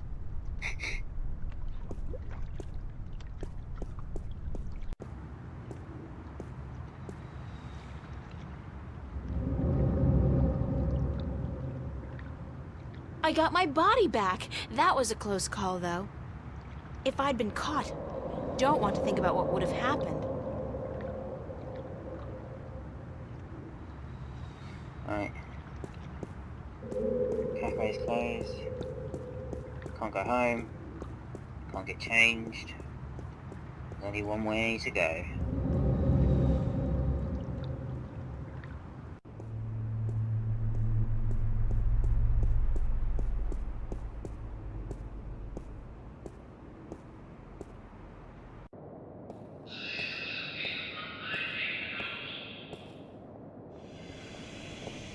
Oh no, they got the subway covered as well. Uh-oh. Okay, I'm not going that way either. Can't remember. Oh, is this the bit with the mystery door? Can't remember. Let's try the academy.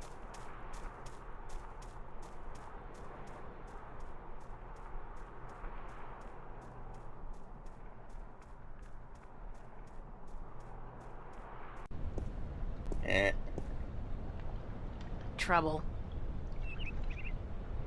I can't risk sneaking by with that ape. That was weird. Let's skip something.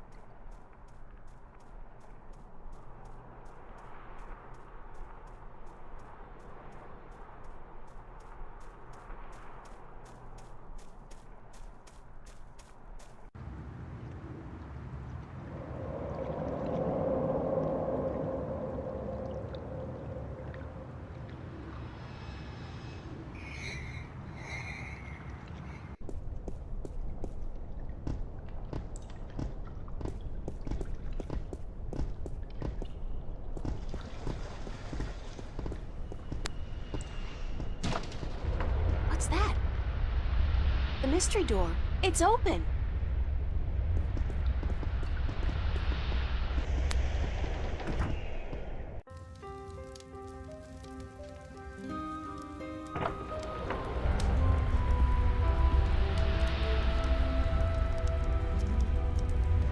I'm guessing...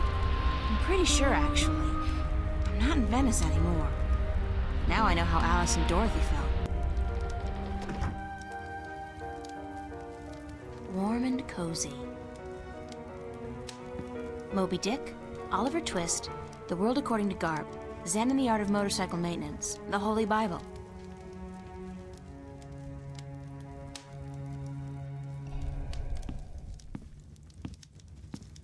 Welcome, April Ryan.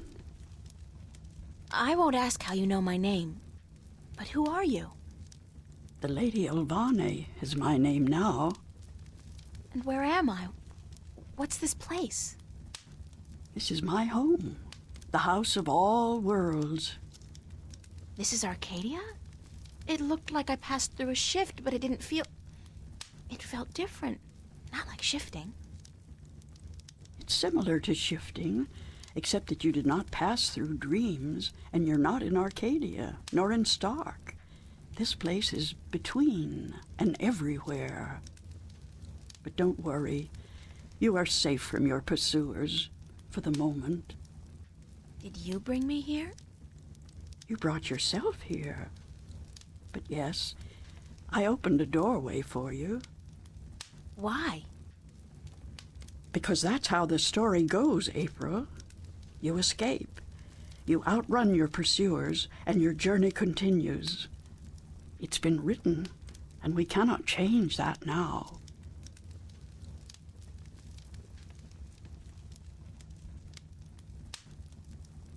Lady Elvane, I appreciate your help, but I'm so tired of hearing about my destiny and about prophecies. I've lost a good friend today, and... She's not dead. What? What did you say? Emma's not dead. She was hurt, but not killed. Oh, thank God. Are you sure? I'm quite certain.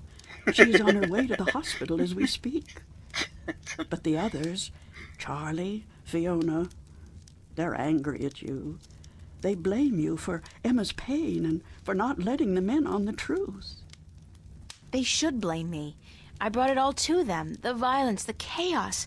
I've hurt so many people since this all started. And yet, at the time, it all seemed justified. It was. The fate of the many depend on the sacrifice of the few. Your sacrifice most of all. You've made so many, and you'll have to make many more before this is all over. Will it ever be over? Eventually. The pain won't go away, though. You'll keep that with you forever. I don't know if I can go on. It's so hard. Listen to me, April. You must go on. You must be brave. They all depend on you. And you can do it. You can get through this. Just remember what's important and what's not. Remember who your friends are and trust them. Let them help you. I already did that, and look where it got them. So, somebody gets hurt. That doesn't mean you can give up. I want you to go to Mercuria, to see for yourself how those who are not willing to surrender are holding up. You can learn from their courage. I can't go there. I can't shift. People tell me I have this talent, but it's not true. If I can't use it, what good is it? But you have used it twice already. April, child, you must learn to believe in yourself and your abilities. Use what you know, what you do best, to focus your magic. What I do best? You mean painting? If that's what you do best, then yes. Use that as a focal point. After a while, you won't even need that. But it's a beginning. What about the other things I have to do? What about the Guardian? The Vanguard are holding Adrian, the Guardian, captive. But they still don't know where the entrance to the Guardian's realm is located. Shouldn't I free Adrian immediately? Go first to Marcuria. The doorway will bring you there. If you go straight back to Stark, the Vanguard will find you. Thanks, Lady Alvane. I'm not going to ask you how you know everything you just told me, because I'm not sure I want to know. Good luck on your journey ahead, April. I will keep my fingers crossed for you. Maybe I'll see you again. Oh, I'm quite certain of that. Quite certain.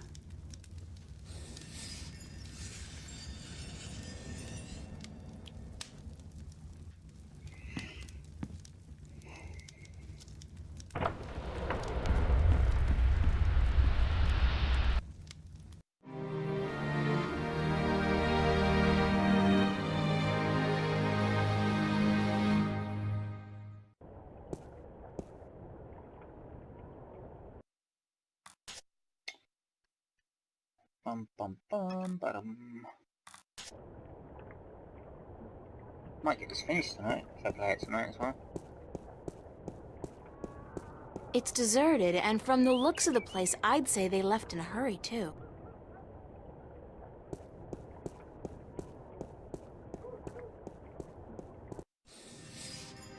Alright.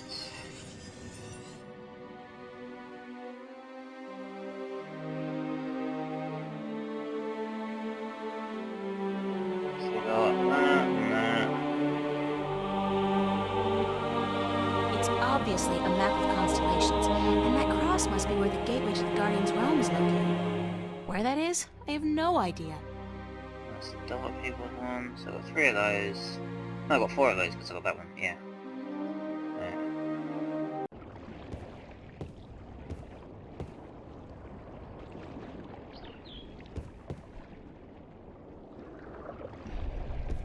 I figured you'd still be here, Brian. April Bloody Ryan. Well, what do you know? It's good to see you, girl. Now get the hell out of Marcuria before the shit hits the fan. He just gradually got more and more drunk throughout the game. You're not leaving, are you, Mr. Westhouse? I guess I'm not. I always was an idiot. You're not an idiot, Mr. Westhouse. Brian, you're just fighting for something you believe in, something you care about. I don't care a whittle about this bloody town. I think you do. I think you care a lot, but you hate to admit it. Yeah, well... I built this house with my own 2 hands, you know. First thing I ever did that I was proud of. Real proud of. I ain't about to leave it to those damn tyrant trolls waltzing in here under the pretense of defending their borders. It's the Vanguard holding their leash, be sure of that. What are you gonna do when they get here? I got an old gun locked up in the pantry. Enough bullets to take down at least 24 of those goblins. I'm going down fighting, that's for sure. You'll be fine, I'm sure of that. Just leave the bottle be until the victory party, okay? Don't worry about that, girl. That's my last batch of real whiskey. All I got left now is bloody Markurian wine. And believe me, you don't want to get drunk on that. I believe you. Just take care of yourself, Brian. Take real good care. And you, Miss Ryan. I'll be keeping my fingers crossed for you. And if you ever come back this way... I promise to visit you, of course. Goodbye, Brian.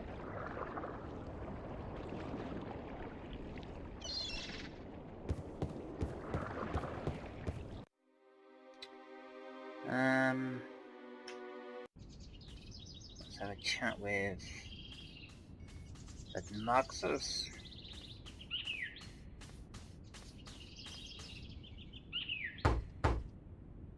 Enter, honored guest, and I would have been with you presently.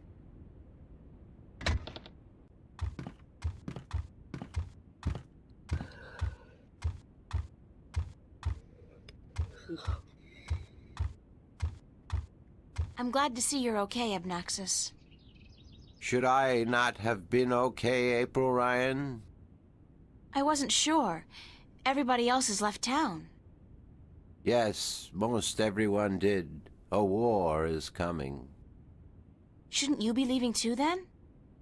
I am, after I see you again.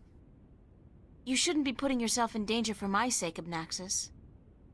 Then, for the sake of the balance, you will find 3 stones, yes? I did, yeah. Just missing one now. Here, this was the stone of the Venar entrusted to me. I was to take this to Marcuria, and there hold embassy until the Kanangla will come to take it from me.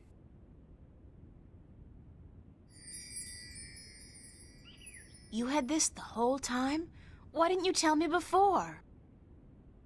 To have been carrying this on your journey will be too risky, April Ryan. You have it now. 4 stones to make 1. Now my task is done, and the veil is upon me. There is only the present and the past now. Only those 2, not the future. The veil is upon us all, April Ryan. I must leave for my people, to be with them in this time of darkness. Thank you for your help, Abnaxus. I will miss you. And I you, April Ryan. May the balance bless you. May the balance bless and protect us all.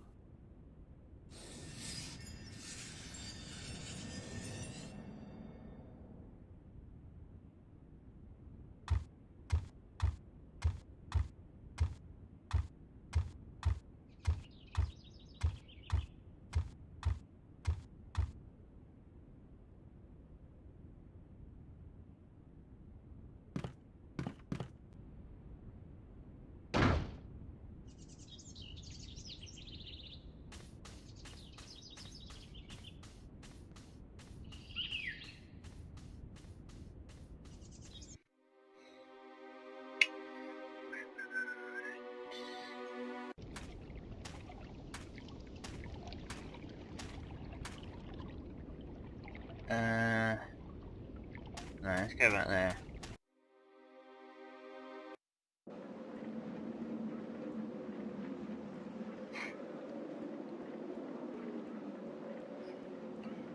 Just need some tumbleweed to go across the market.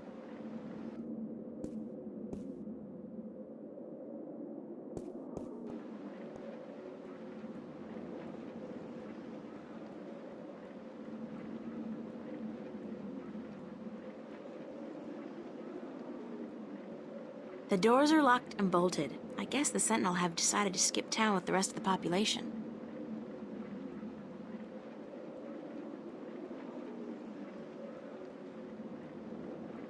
Okay.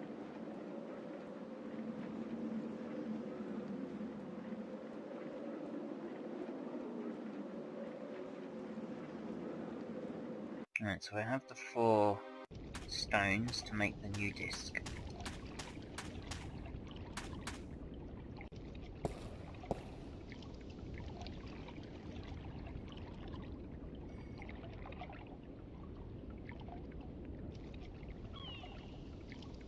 Can't remember how I...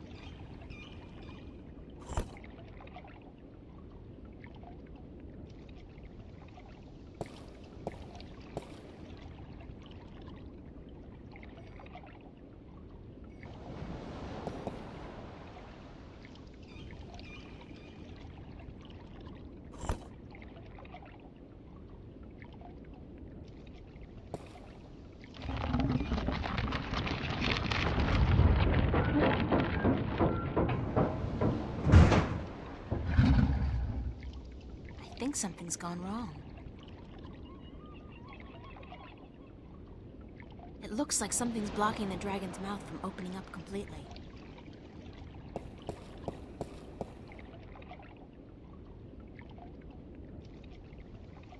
It looks like something's blocking the dragon's mouth from opening up completely.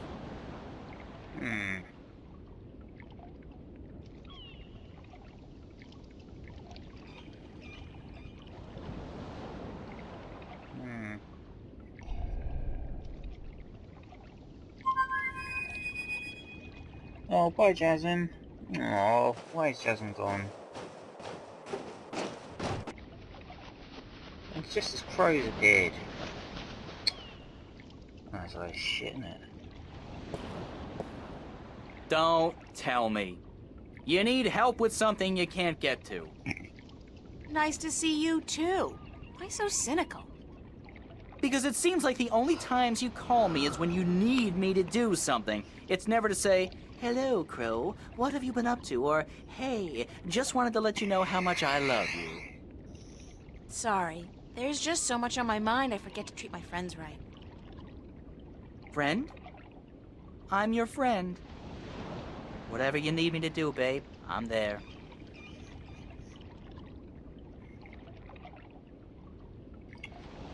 I need you to pick the bird shit Something's off the preventing that stone dragon's mouth from opening completely. Could you check it out? map. It's not bird shit. That's it? I don't know what it is. But... Easy!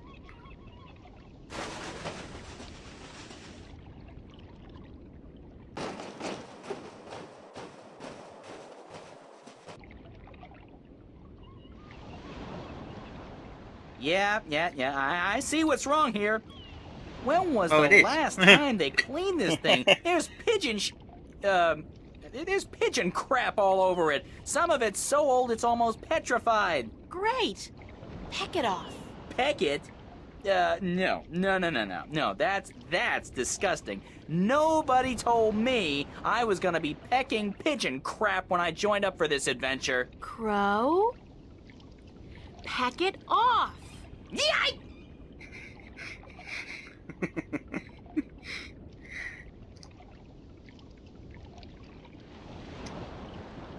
I'm on fire!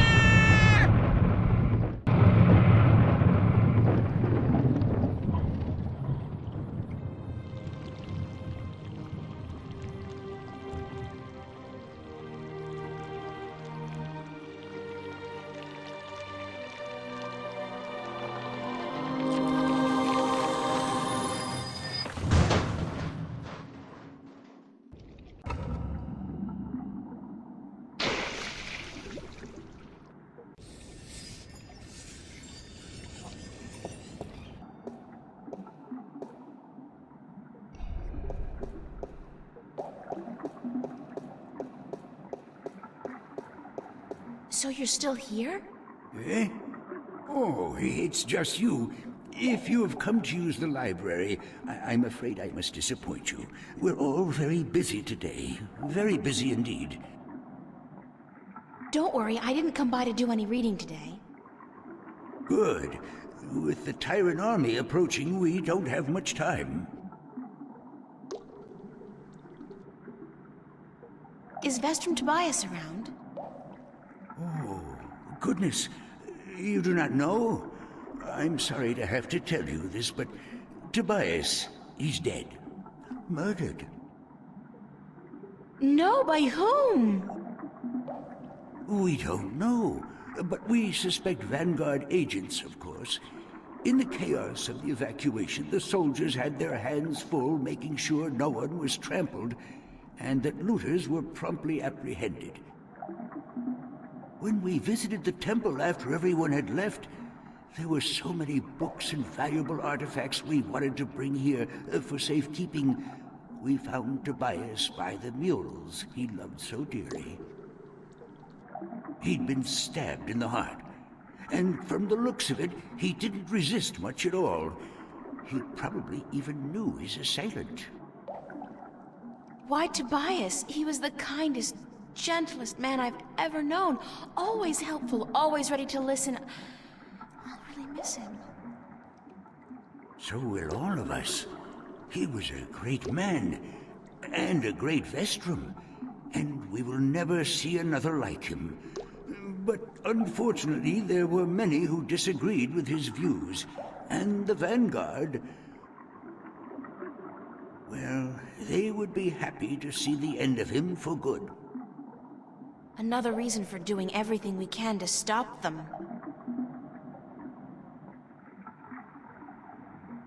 Shouldn't you be leaving the city? Leaving? No, I'm staying here with my fellow Minstrom. The Enclave is our life and our home, and we're not letting the Vanguard and the Tyrant army drive us away. But we will defend ourselves. With what? Books? We may look harmless, but don't judge a book by its cover. There are many of us who are skilled at magic. I can throw a pretty mean ball of fire myself. We even have swords and bows, and a few of us are well versed with deadly weaponry. So we won't be easily defeated, trust me. What's the rusty wheel downstairs for? A wheel? Oh, yes, the wheel. That's used for draining the water out of the pool. Do you know why the drainage wheel is stuck? Goodness, it is. Why, yes, of course it is. We keep the sluices locked so that the pool is not drained by accident. Could you unlock it for me? Certainly. But why? Because I need to drain the pool. Goodness me, you do? Very well, I will unlock the sluices.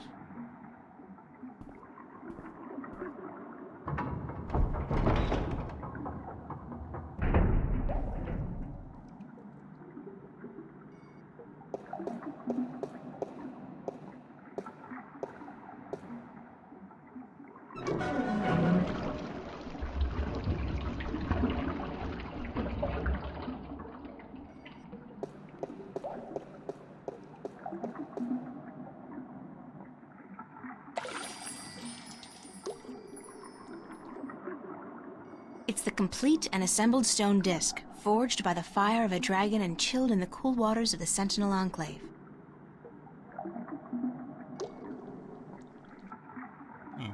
That's wound. Oh well.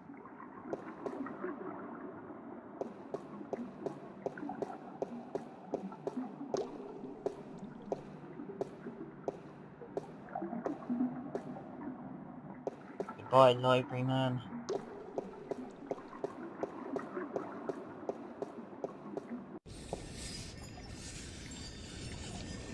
It's a small recess.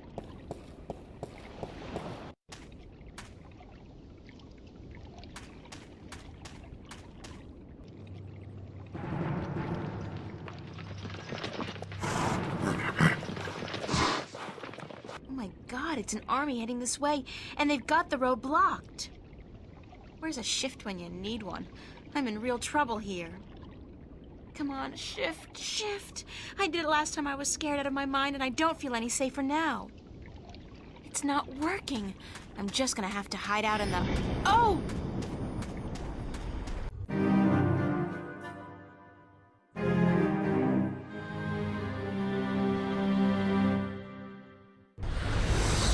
Saved by the bell. Again. I'm like the Incredible Hulk, except my powers only work when I'm scared silly. That's the second time I've opened a shift by instinct alone when I've been in mortal danger. The frustrating thing is, I still don't know how to do it when I'm not scared. Wait, didn't the old lady say I should use what I do best to focus my talents? Is running away really what I do best? Come to think of it, why did the shift dump me here? Wasn't even thinking about the studio. I have to do painting and then go back.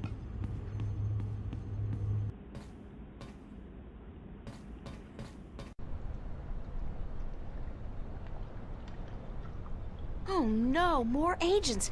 Damn it, I can't get out! Yeah.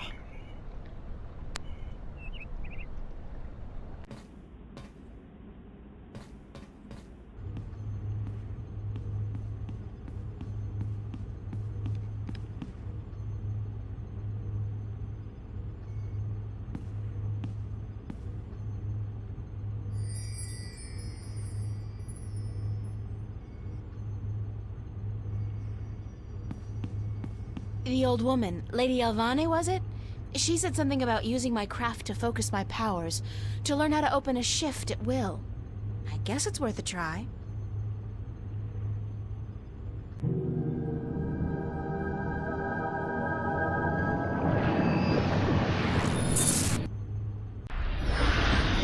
I did it! On my own, I did it! April. Oh, Mother. What's wrong with you? Touch me, April.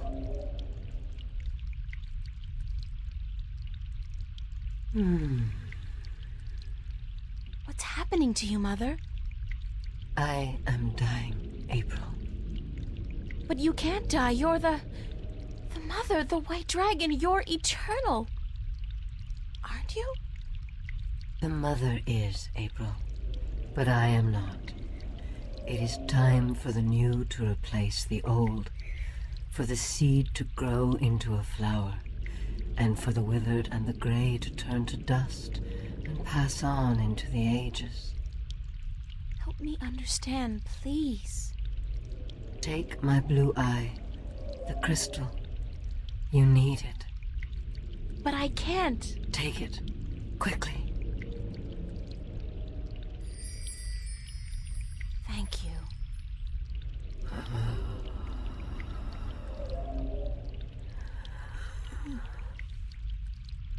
Please don't go. I am tired. The war with chaos has taken its toll on me. I wish I could have seen my children grow up. When will the egg hatch? When I die and turn to dust, be here then to witness the new mother. I promise. Be who you are, April. Do not be afraid of that. Who am I? My daughter. My own daughter.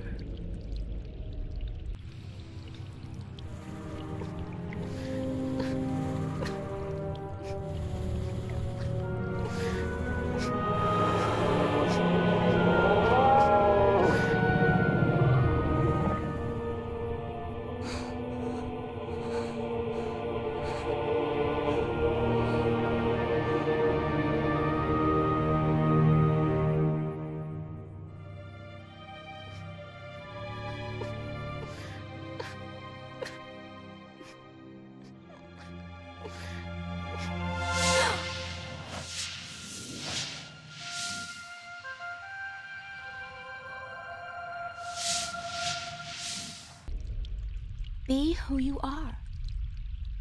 Sister? Sister.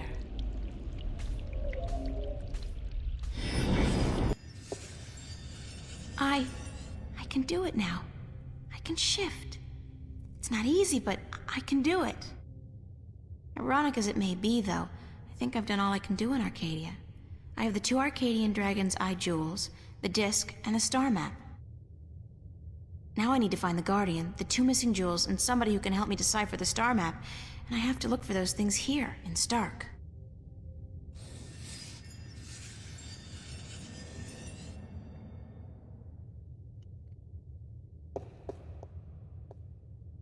Right.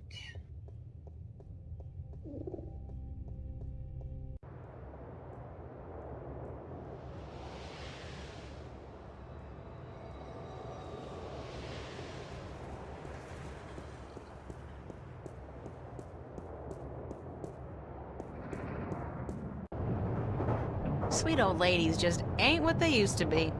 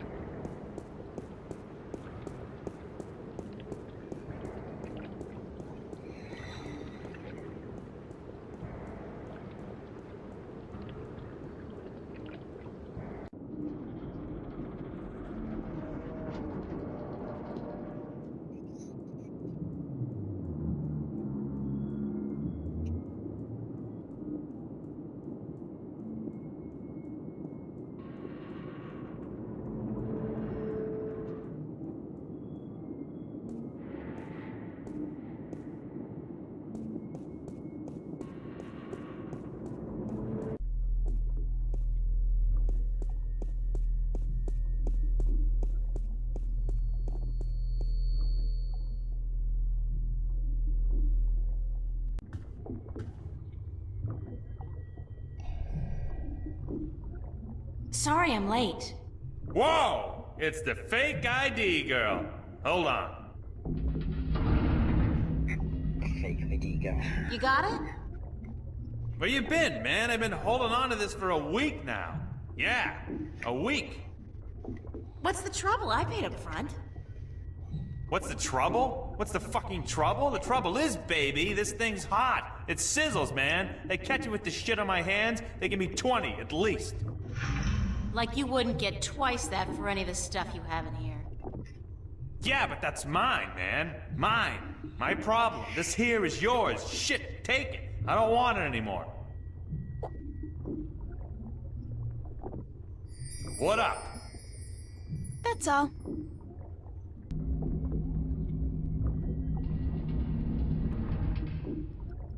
Nice. Got my fake ID. My own mid and upper level ID card. A girl's best friend. I never imagined I'd one day be carrying one of these babies. Unless I married a lawyer, a doctor, or a screen repairman.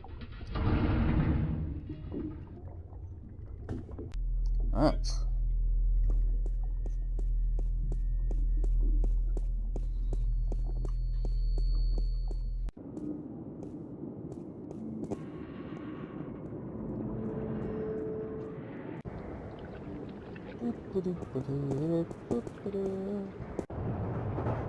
Sweet old ladies just ain't what they used to be.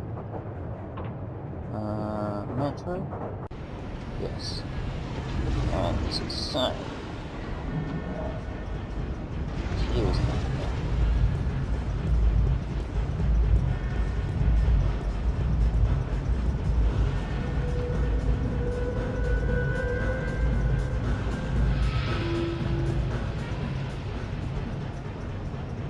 It's a police officer.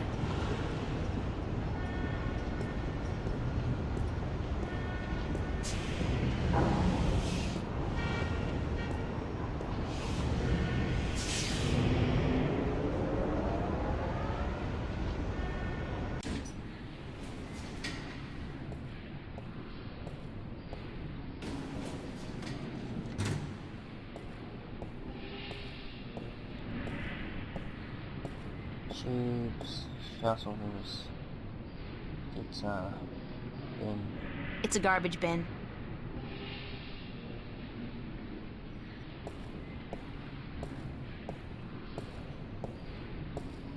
It's a Bingo instant pizza machine. I never liked those things. They taste like artificially flavored cardboard boiled in grease.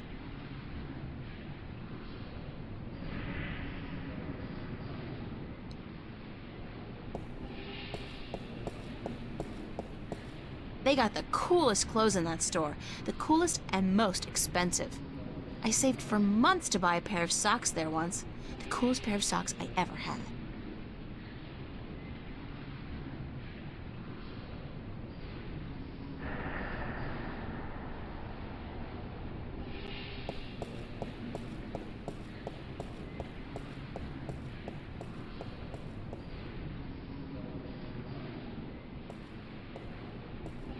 I can't believe they wouldn't let me on the shuttle just because my clothes stink and I look like a bum.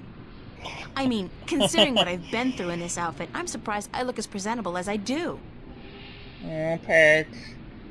I'm sorry. Have you been to a dentist? Like...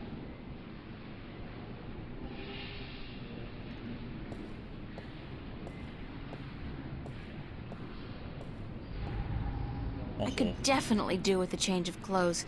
And so what if this store's way out of my league? After what I've been through, I deserve to splurge a little.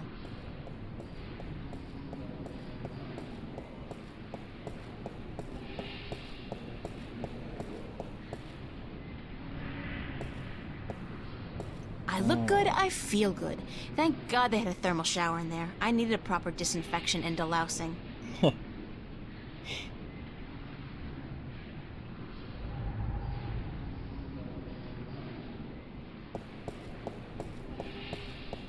I'm getting shot now.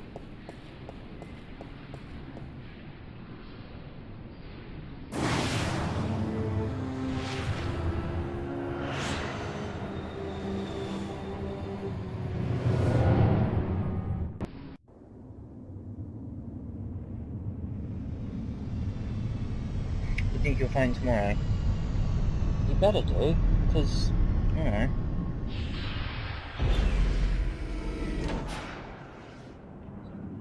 Can't go on like this forever.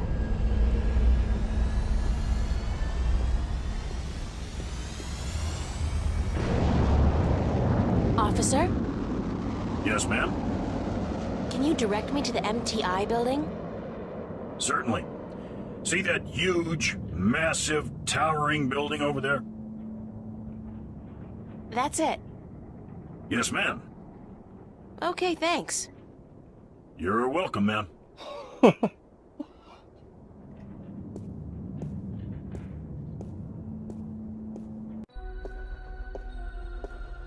Wow, it's a faux Roman palace. How very Las Vegas.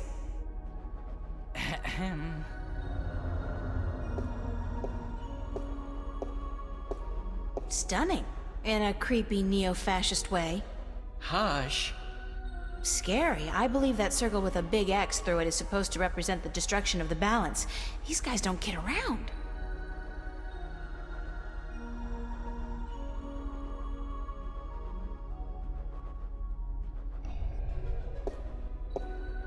Hi there, Jerry. Gerald, do you have an appointment?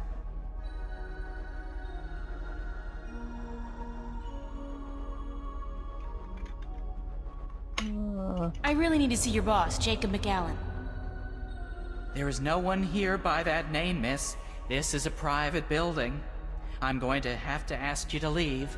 Now.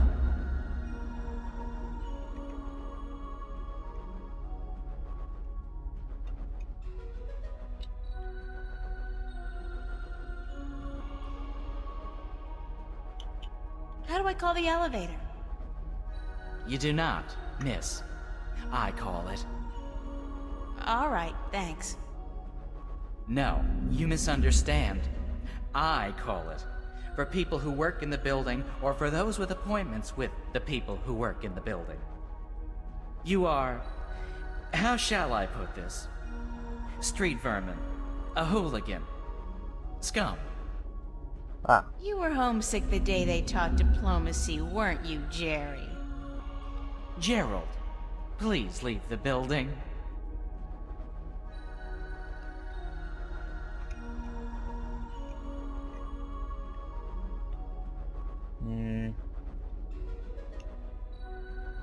Dentist will probably just tell you to do that, actually. What floor is Jacob McAllen on? We do not have a Jacob McAllen working here, miss. Do you have any McAllens at all? I'm not picky. I am not about to divulge any private information to a person such as yourself. Good for you, Jerry. Gerald, it would be so nice if you left now, miss. Can I bribe you? I'm sorry. What? Pay you to let me slip by you unnoticed into the elevator? For goodness sake, miss, absolutely not. I am not your common lowlife. I'm sure even a stand-up guy like you, Jerry, needs some pocket change now and then. Gerald! And no, I do not. Now I would like you to leave. Immediately. Thank you very much, Jerry. Gerald! And if you do not leave, miss, I will be forced to call the police.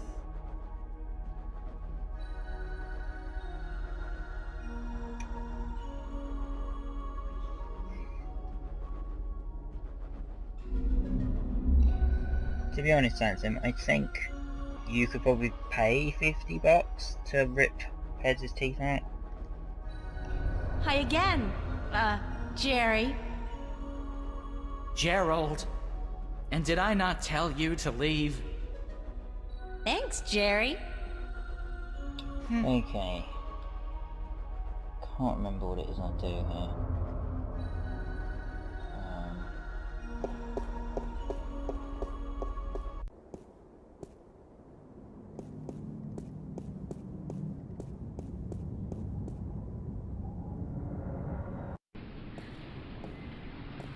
Go to the tubes.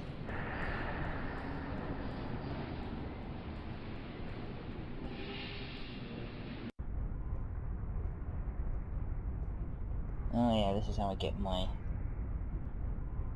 ticket for the shuttle.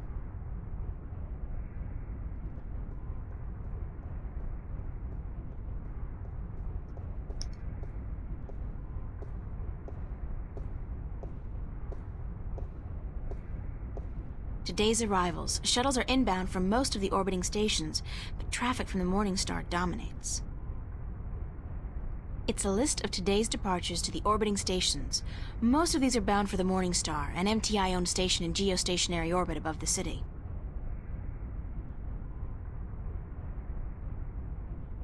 Rapture Revisited. They're relaunching the original Amethyst drug. Oh, sorry. Stimulant. Twice as effective at half the cost. Time to usher in a whole new generation of drug addicts.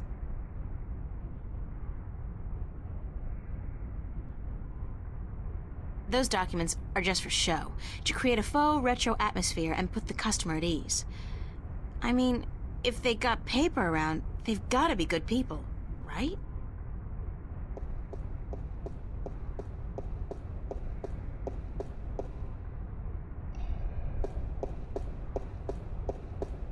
Good morning, ma'am. How are you today?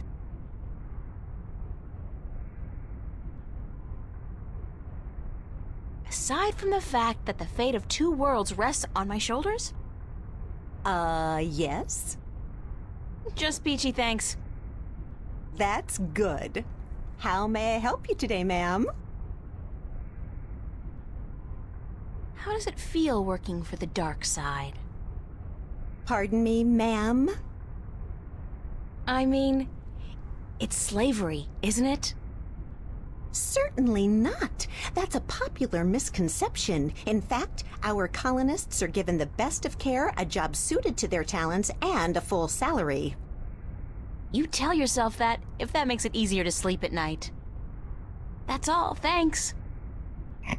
Thank you, ma'am. Please come back and see us again. Just walked up and insulted you, and then I'm gonna walk off. Right, okay, I can't use this until I know where I need to go. And that means getting that looked at. Oh shit, am I supposed to give the star map to Burns? got a feeling I'm meant to.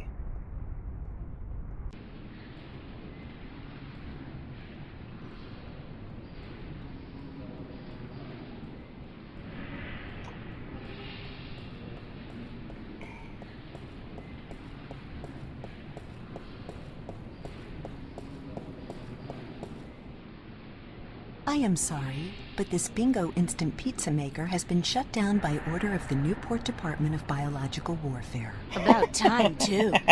If you or anyone in your immediate family has enjoyed a delicious Bingo instant pizza recently, please report to an area hospital as soon as possible.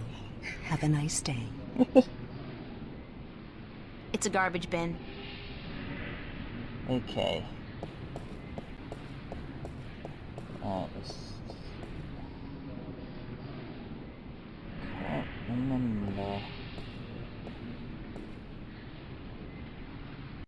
I think there's something to do with that bin. Someone sticks their uniform in it, I think.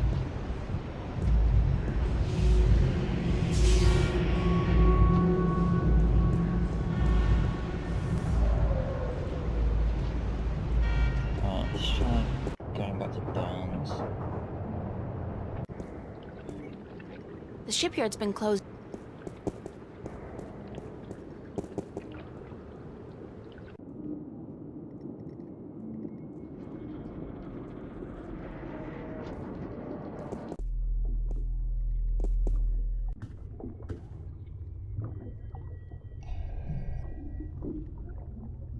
Hey, Flipper! I'll be right up! Come on, Flipster. What up? That's all. Okay.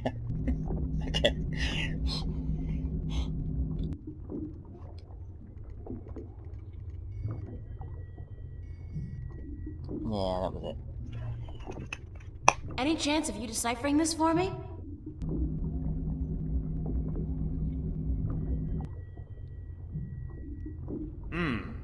Looks old. This old? It looks old. It's gotta be old. What do you do, rip off a museum or something? Because I'm cool with that.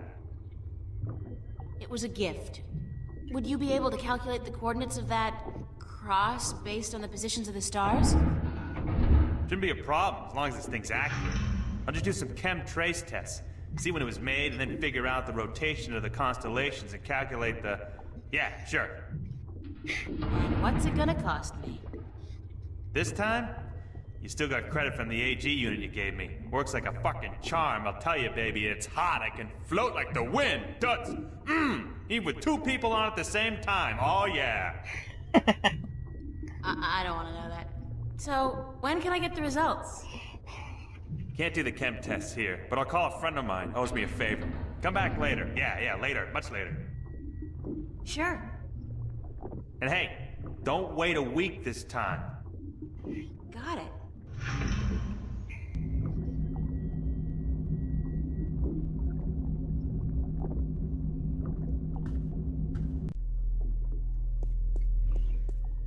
Bye, Flipper.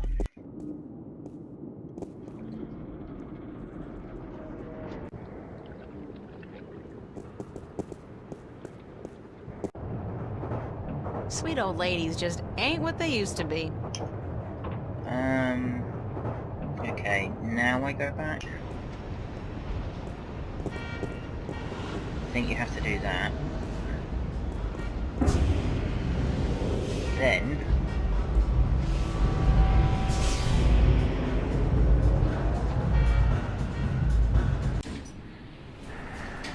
Alright.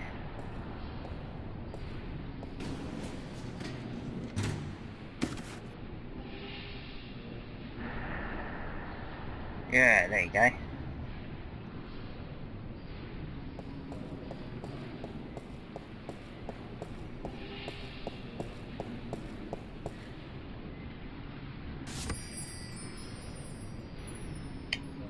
Yes, and then I pretend that I have to a delivery, that's it, and that's how you get past the receptionist.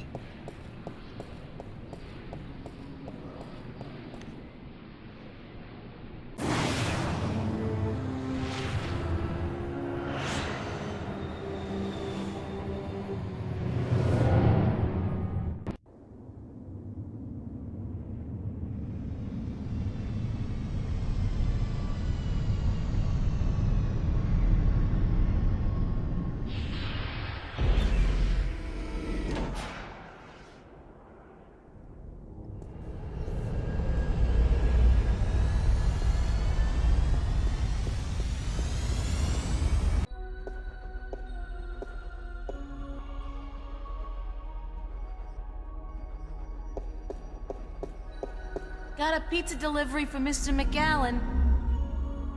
Really? There's been no... Wait a second. Weren't you in here before? Me? Nah. Been delivering pies to to Venice. I ain't been up here before. Nice hood, clean pavements, good air. I could have sworn... Oh, very well. Give me the pizza and I will see to it that it's delivered to Mr. McAllen as soon as possible. No can-do, guy. This has got to be delivered now, before it gets cold. You know how Mr. McAllen gets when his mozzarella is cold. I can't very well leave my post, so... All right. Step into the elevator and I will send you to Mr. McAllen's office. But I want you back down here pronto, do you understand?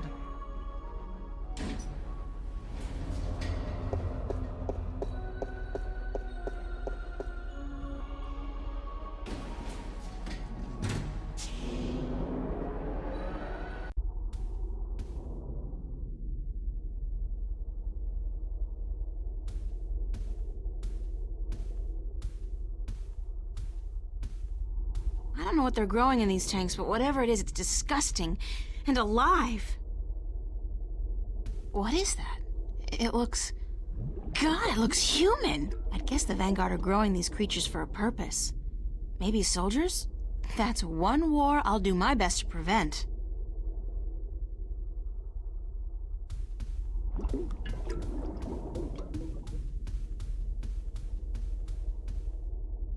That's an amazing view.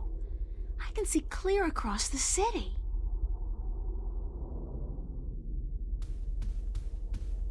They're humanoid.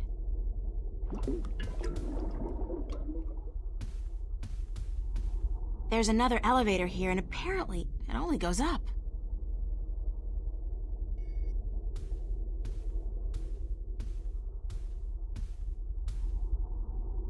Papers. There's nothing here that's my name and my address. Obviously there's... God, they've been tracking me, watching me. Uh-oh. Oh.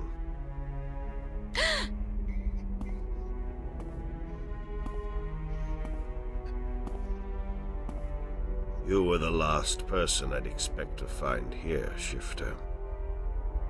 I've spent an obscene amount of money and resources tracking you down. Since before we knew your name.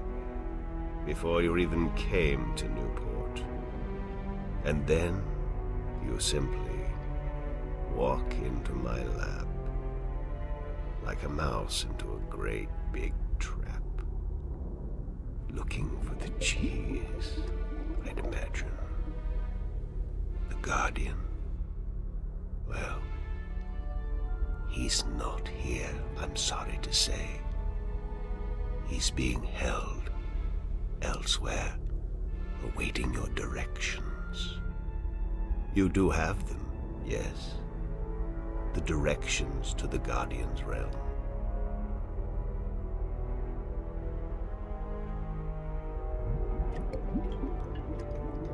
Sorry, but I never managed to find the entrance to the Guardian's realm. Pity, really. And I thought you'd done so well on your journey across Arcadia. At least you have the disc and the 2 jewels I'm missing in your possession. So good of you to bring them here. I thought I might have to go pick them up myself. I have friends. Oh, you do? You do? The very best friends, too. Don't make me laugh, girl. Did you really expect your good buddy Cortez to tell you the truth? Or to come to your rescue like a knight in shining armor? He's been using you. Tobias, Cortez, the bloody kin, all your friends. They've been using you for their own selfish reasons. They're no different from me, Shifter. No different at all.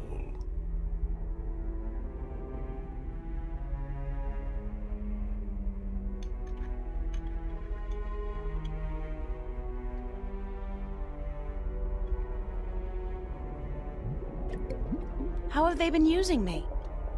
The Sentinel. They say one thing, I say another. It's all subjective, isn't it? Does the fact that I want to reunite the worlds and allow mankind its true destiny sound like an evil deed? No, but the way you go about it... The way I go about it? What about the damned Sentinel? They've kept the truth from most people for millennia. They've buried the past and indoctrinated Arcadians into their own outdated faith. No. You have been kept from the truth just as much as everyone, Shifter. You are just a piece in a grand game of chess. You're not even a big piece. You're a pawn. Now, give me the disc and the jewels, the dragon eyes, and then we can wrap this game up. I'm quite certain you know more than you let on about the Guardian's realm as well. I'll have that information too, very soon.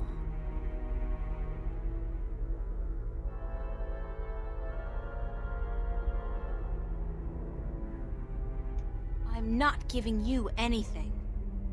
I have an army of devoted soldiers in this building, Shifter. I run this city. What are you going to do? Round up a mob of your friends? Forget about shifting as well. There are magical barriers against that in this building. All right, I give up.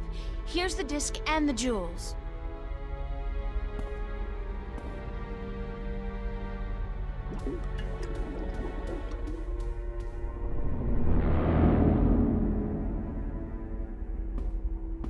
You see, I wasn't lying to you, unlike some of your accomplices.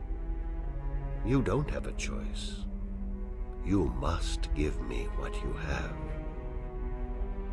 Fine. Who the hell cares anyway? I'm exhausted and I give up. Cortez has abandoned me. I've hurt my two best friends in the world and... maybe you're right. Maybe you're no different from the Sentinel. Maybe they're as bad as you, and maybe you deserve each other. It doesn't matter, you've won. What are you gonna do now? Let me guess. This is where the heroine coaxes a confession from the villain before the final act of the play commences.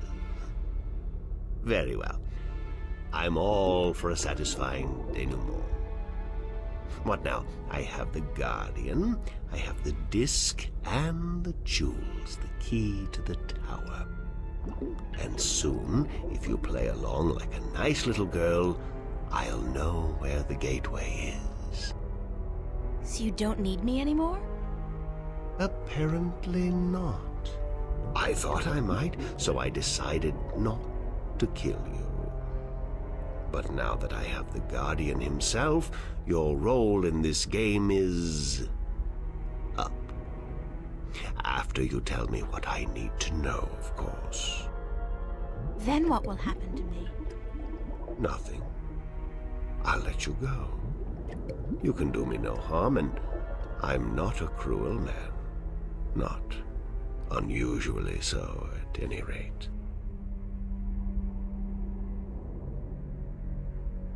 What happened to Cortez?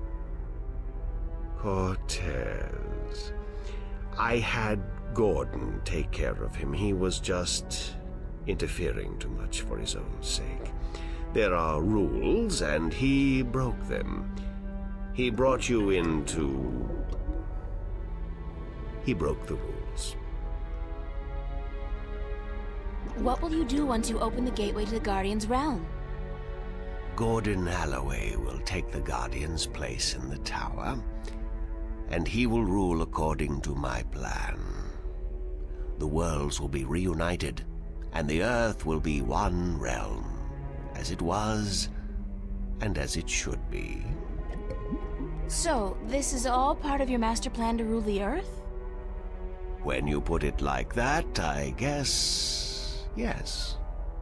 But I'll be a fair and just ruler, my dear. What's the point? You're like, what, 60?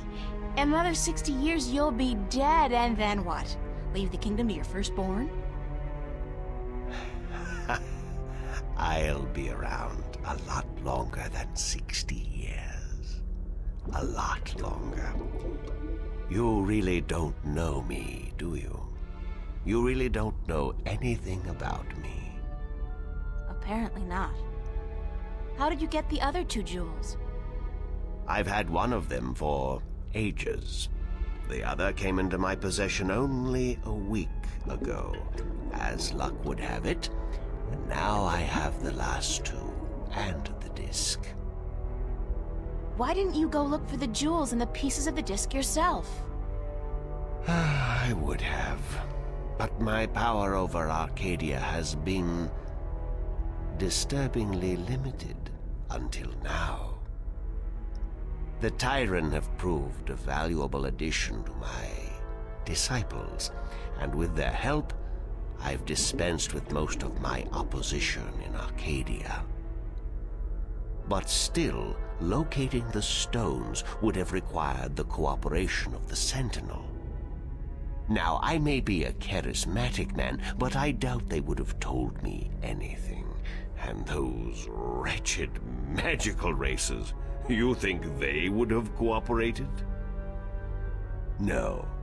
They were waiting for their savior, their prophecy come true. And you seem to fit the bill. Why not take advantage of that? As for the jewels, the white and the blue of the Drykin were not likely to submit to me.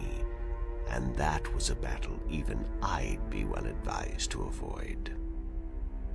But time is ticking, Shifter, and the wheel of the balance is turning.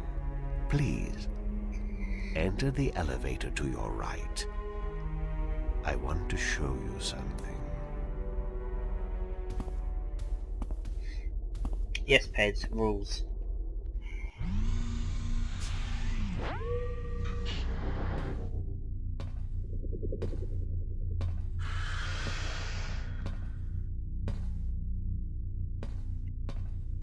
What do you think? What is it? This is the end result of the centuries of work and research the Vanguard have done. A breeding ground for shifters such as yourself. Warrior shifters. So tell me, what do you think?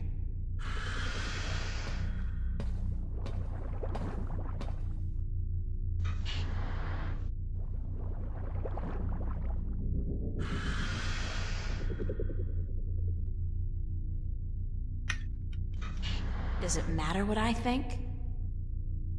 No. I'm just trying to be polite. Now, give me the disc and the jewels. And don't try anything this time. I might have to hurt you myself.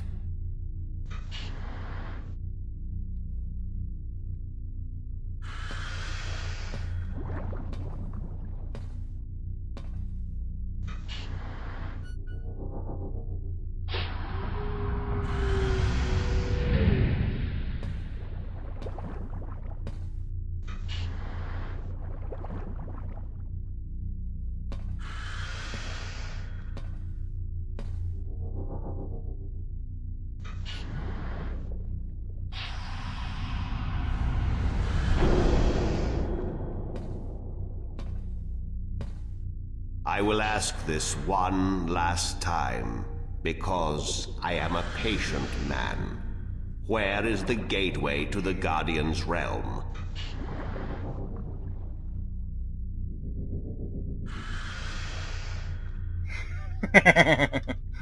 It's in Reading, England. I'm sorry, what? Right by the train station, there's a quaint little coffee shop. In the ladies' room of that coffee shop, you'll find the gateway you're looking for. I see. Humor. What an unfortunate way to end this seance, I have to say. Very well. I'm leaving now, and when I come back, I'm certain you'll be a lot more cooperative.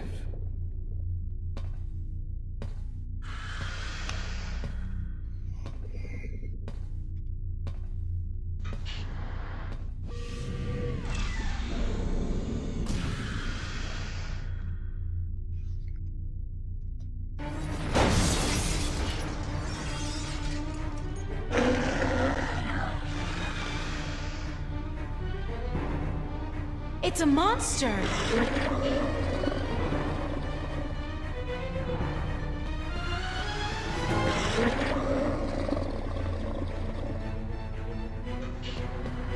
Elevator locked. Hoverpad exit closed. Hoverpad exit? For McAllen's little demonstration, I'd say that was some kind of fancy safe or containment chamber.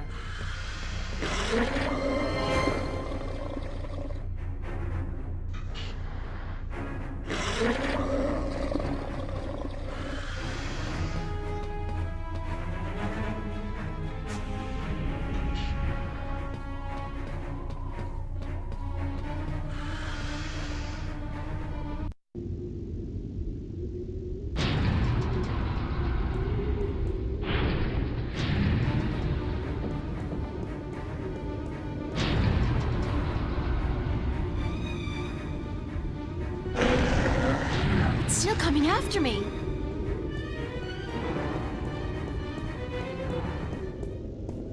Oh, this wasn't such a good idea. Hey, you want to try discussing things over a hot cup of mocha instead of all this killing April business? I guess not. Well, help!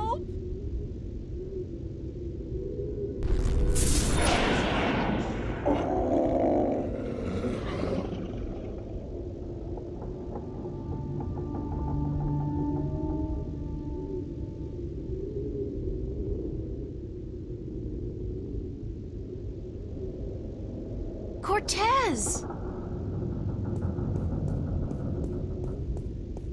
You've been keeping some rough company, señorita.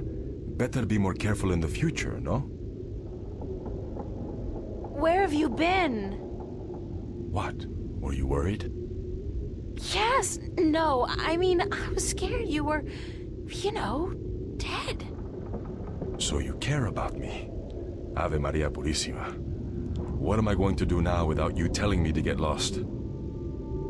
Don't joke about this, Cortez. I've been in a lot of situations these past few days where I could have needed your help, but you weren't there. Perdóname. Forgive me, señorita. I've been indisposed. When I finally managed to escape my prison last night, I began looking for you. You left an interesting trail, I must say. What do you mean? For one, the border house, most of Venice for that matter, was under guard. There seemed to be some question as to how you managed to escape the Vanguard agents. Magic. So I thought. You've been picking up a few pointers in Arcadia. I'm turning into quite the Girl Scout. It's amazing how resourceful you can be when you're in a bind. I see. I've noticed.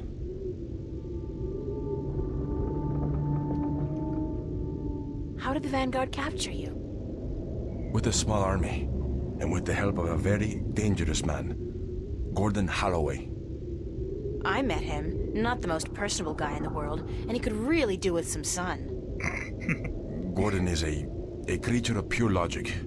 He was split in two halves when he was a child, one bound to Stark, the other to Arcadia. The victim of terrible Vanguard experiments, I'm afraid. The Chaos Vortex, right? That's him. He's magical and chaotic, half untethered. What some people would call his soul. Gordon would have been Guardian had the Vanguard not destroyed him. I heard the story. Can he still be Guardian? The Vanguard believes so. But if he did become Guardian, he would twist and corrupt the balance to his own benefit. What the consequences would be, I fear to even think. Have you told me everything I should know, Cortez? About? About this. About everything that's happened to me in the past, say, week. I've told you all I can tell you. Yeah, sure. You know, I overheard a conversation between you and your friend, Father Raoul, and then McAllen. Jacob McAllen? He's here? He was. He released that mutant freak on me, so that I'd tell him where the gateway to the Guardian's realm is.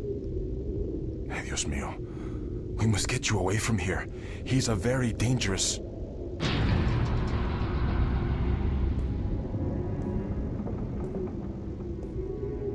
Why, if it isn't a family reunion. I could smell your hand in this, brother. The Vanguard. Was this the extent of your originality? If you had to meddle in the affairs of mortals, would it not have been prudent to show a little subtlety? He seized the dragon and bound him for 1,000 years. Free at last, brother? Thais Salutaris. Kisei. I didn't picture you walking amongst men in a man's body with a man's name. McAllen. The balance must not have dealt you and yours with the best of hands. The balance will cease to be, brother. The scales will topple, and the old walls will fall. The age of dragons is imminent, whether you join us or not. Join you? You symbolize all that I despise. You hate and fear these mortals so much, you bring on chaos to destroy them, but you will only succeed in destroying yourself. Our time will come eventually, but not by your doing. Are these worlds of mortals so important to you that you forget who you are? I never forgot who I am. That crime is yours alone, brother. What's this? There is still time.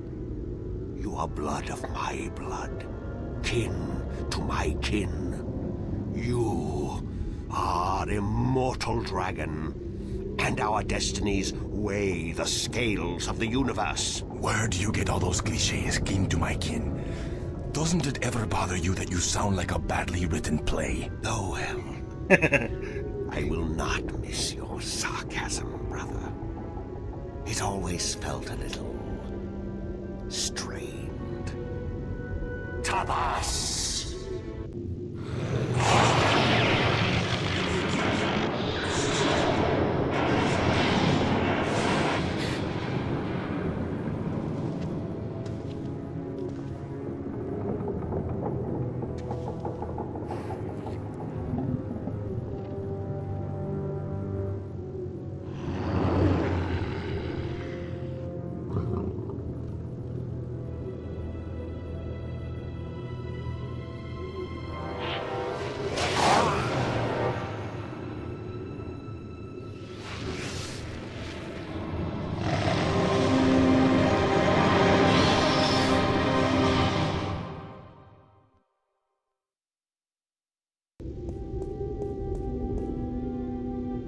Cortez!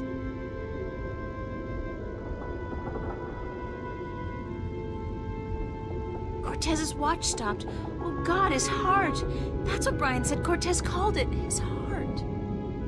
His heart has stopped. Cortez is dead. I can't believe that. It doesn't make sense because...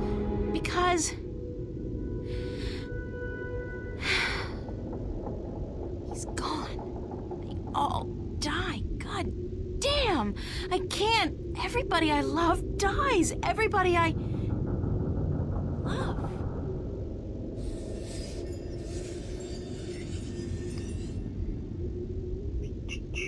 The watch is dead.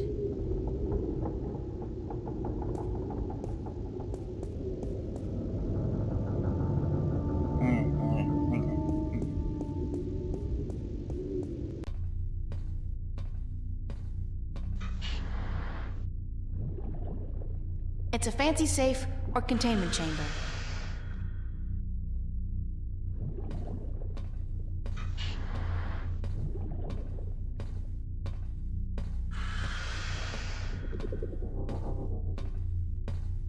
Unlock containment chamber? I think yes.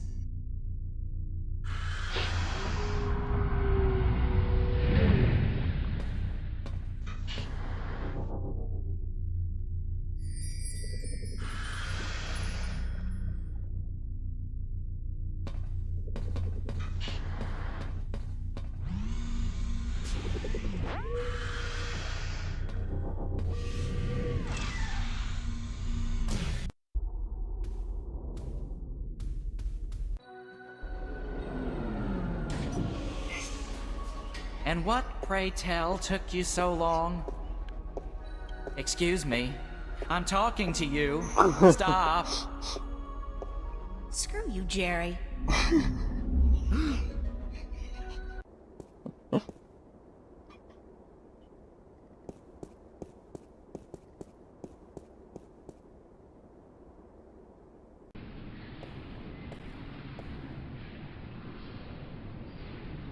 That's like Spock.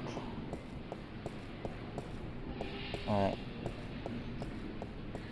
Hopefully, the Flipster has done his job.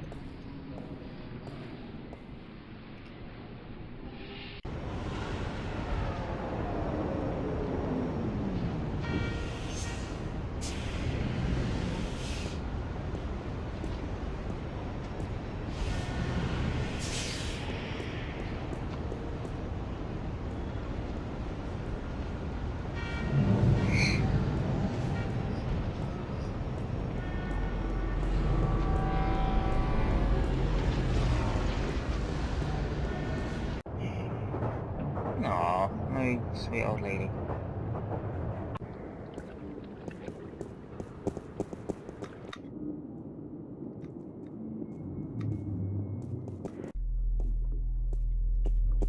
Hello? Hopefully. Flipper? There we go.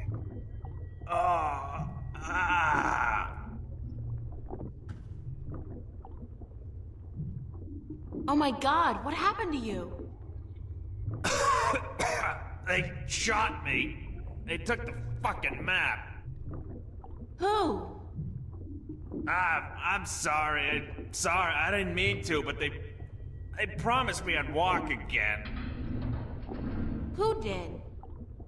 Halloway, the Vanguard. I had a deal with them. Then, when you come back, I sent word they wanted the map, information on it. They wanted you. You sold me out to the Vanguard? I'm so sorry. They threatened me with they said you can walk again or you can fucking die. Your choice. My choice. I understand. Just take it easy. Don't move too much. I'm gonna call the cops and then... No! No, don't. I'm dying. They would just put me in jail. Listen to me. April. The map. I deciphered it. They took it with them, everything. But I made a copy. Over there on the screen.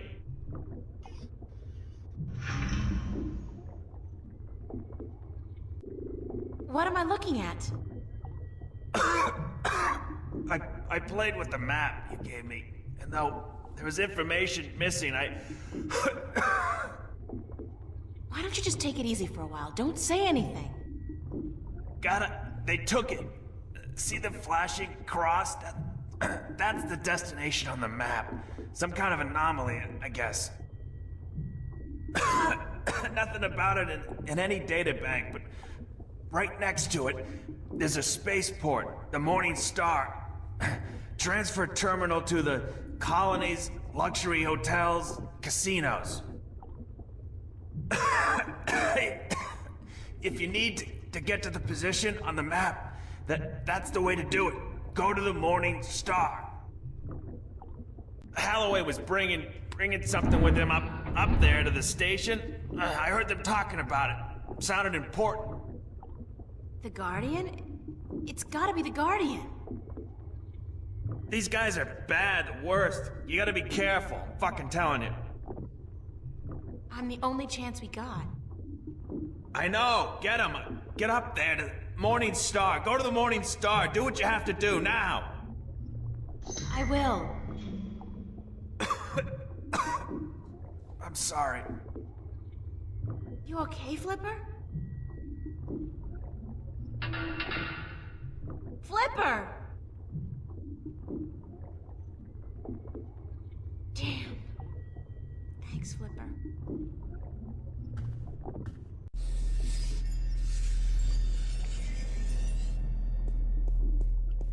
Aww. I like Flipper.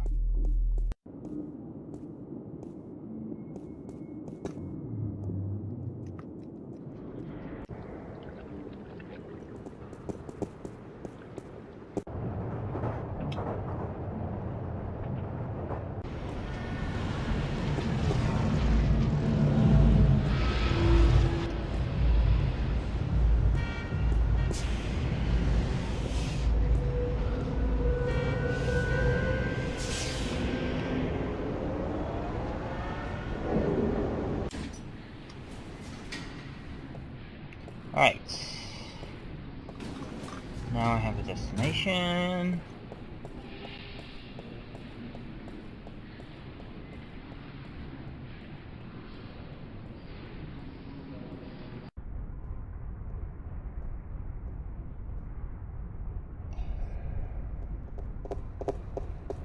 Welcome back, ma'am. How may I help you? I'd like to register as a colonist. Very good, ma'am. You won't regret this decision, I can assure you of that. I'm sure I will. In fact, I already do. Yes, well, we'll do our best to find the perfect colony for your tenure after you fill out a simple multiple choice form and... Why not just call it slavery? I mean, that's what it is, isn't it? Oh, no, ma'am, certainly not. Our colonists are given the best of care and a full salary to go with their assigned tenure. Whatever, I just need to get on a ship that'll take me through to the Morningstar transfer station. We do have a ship leaving this evening with colonists bound for Bokamba 8, and that does stop at the Morningstar, but I'd suggest you go through our pamphlets. Sign me up for, what was it, Bokamba 8? That's where I want to go. All right, ma'am. If you would just hand me your Newport ID card and place your right thumb on that black square, we can get you registered.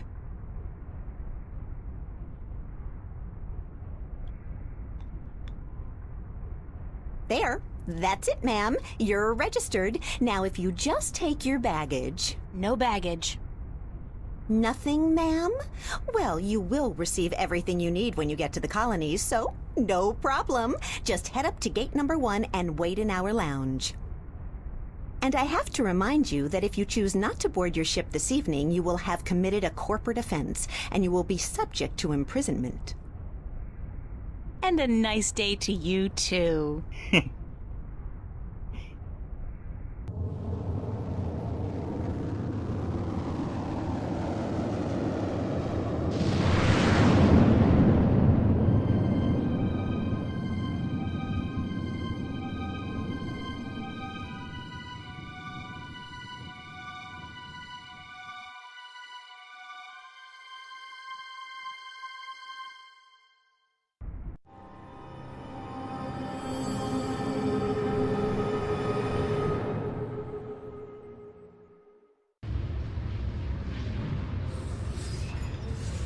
Right, I'm going to stop here.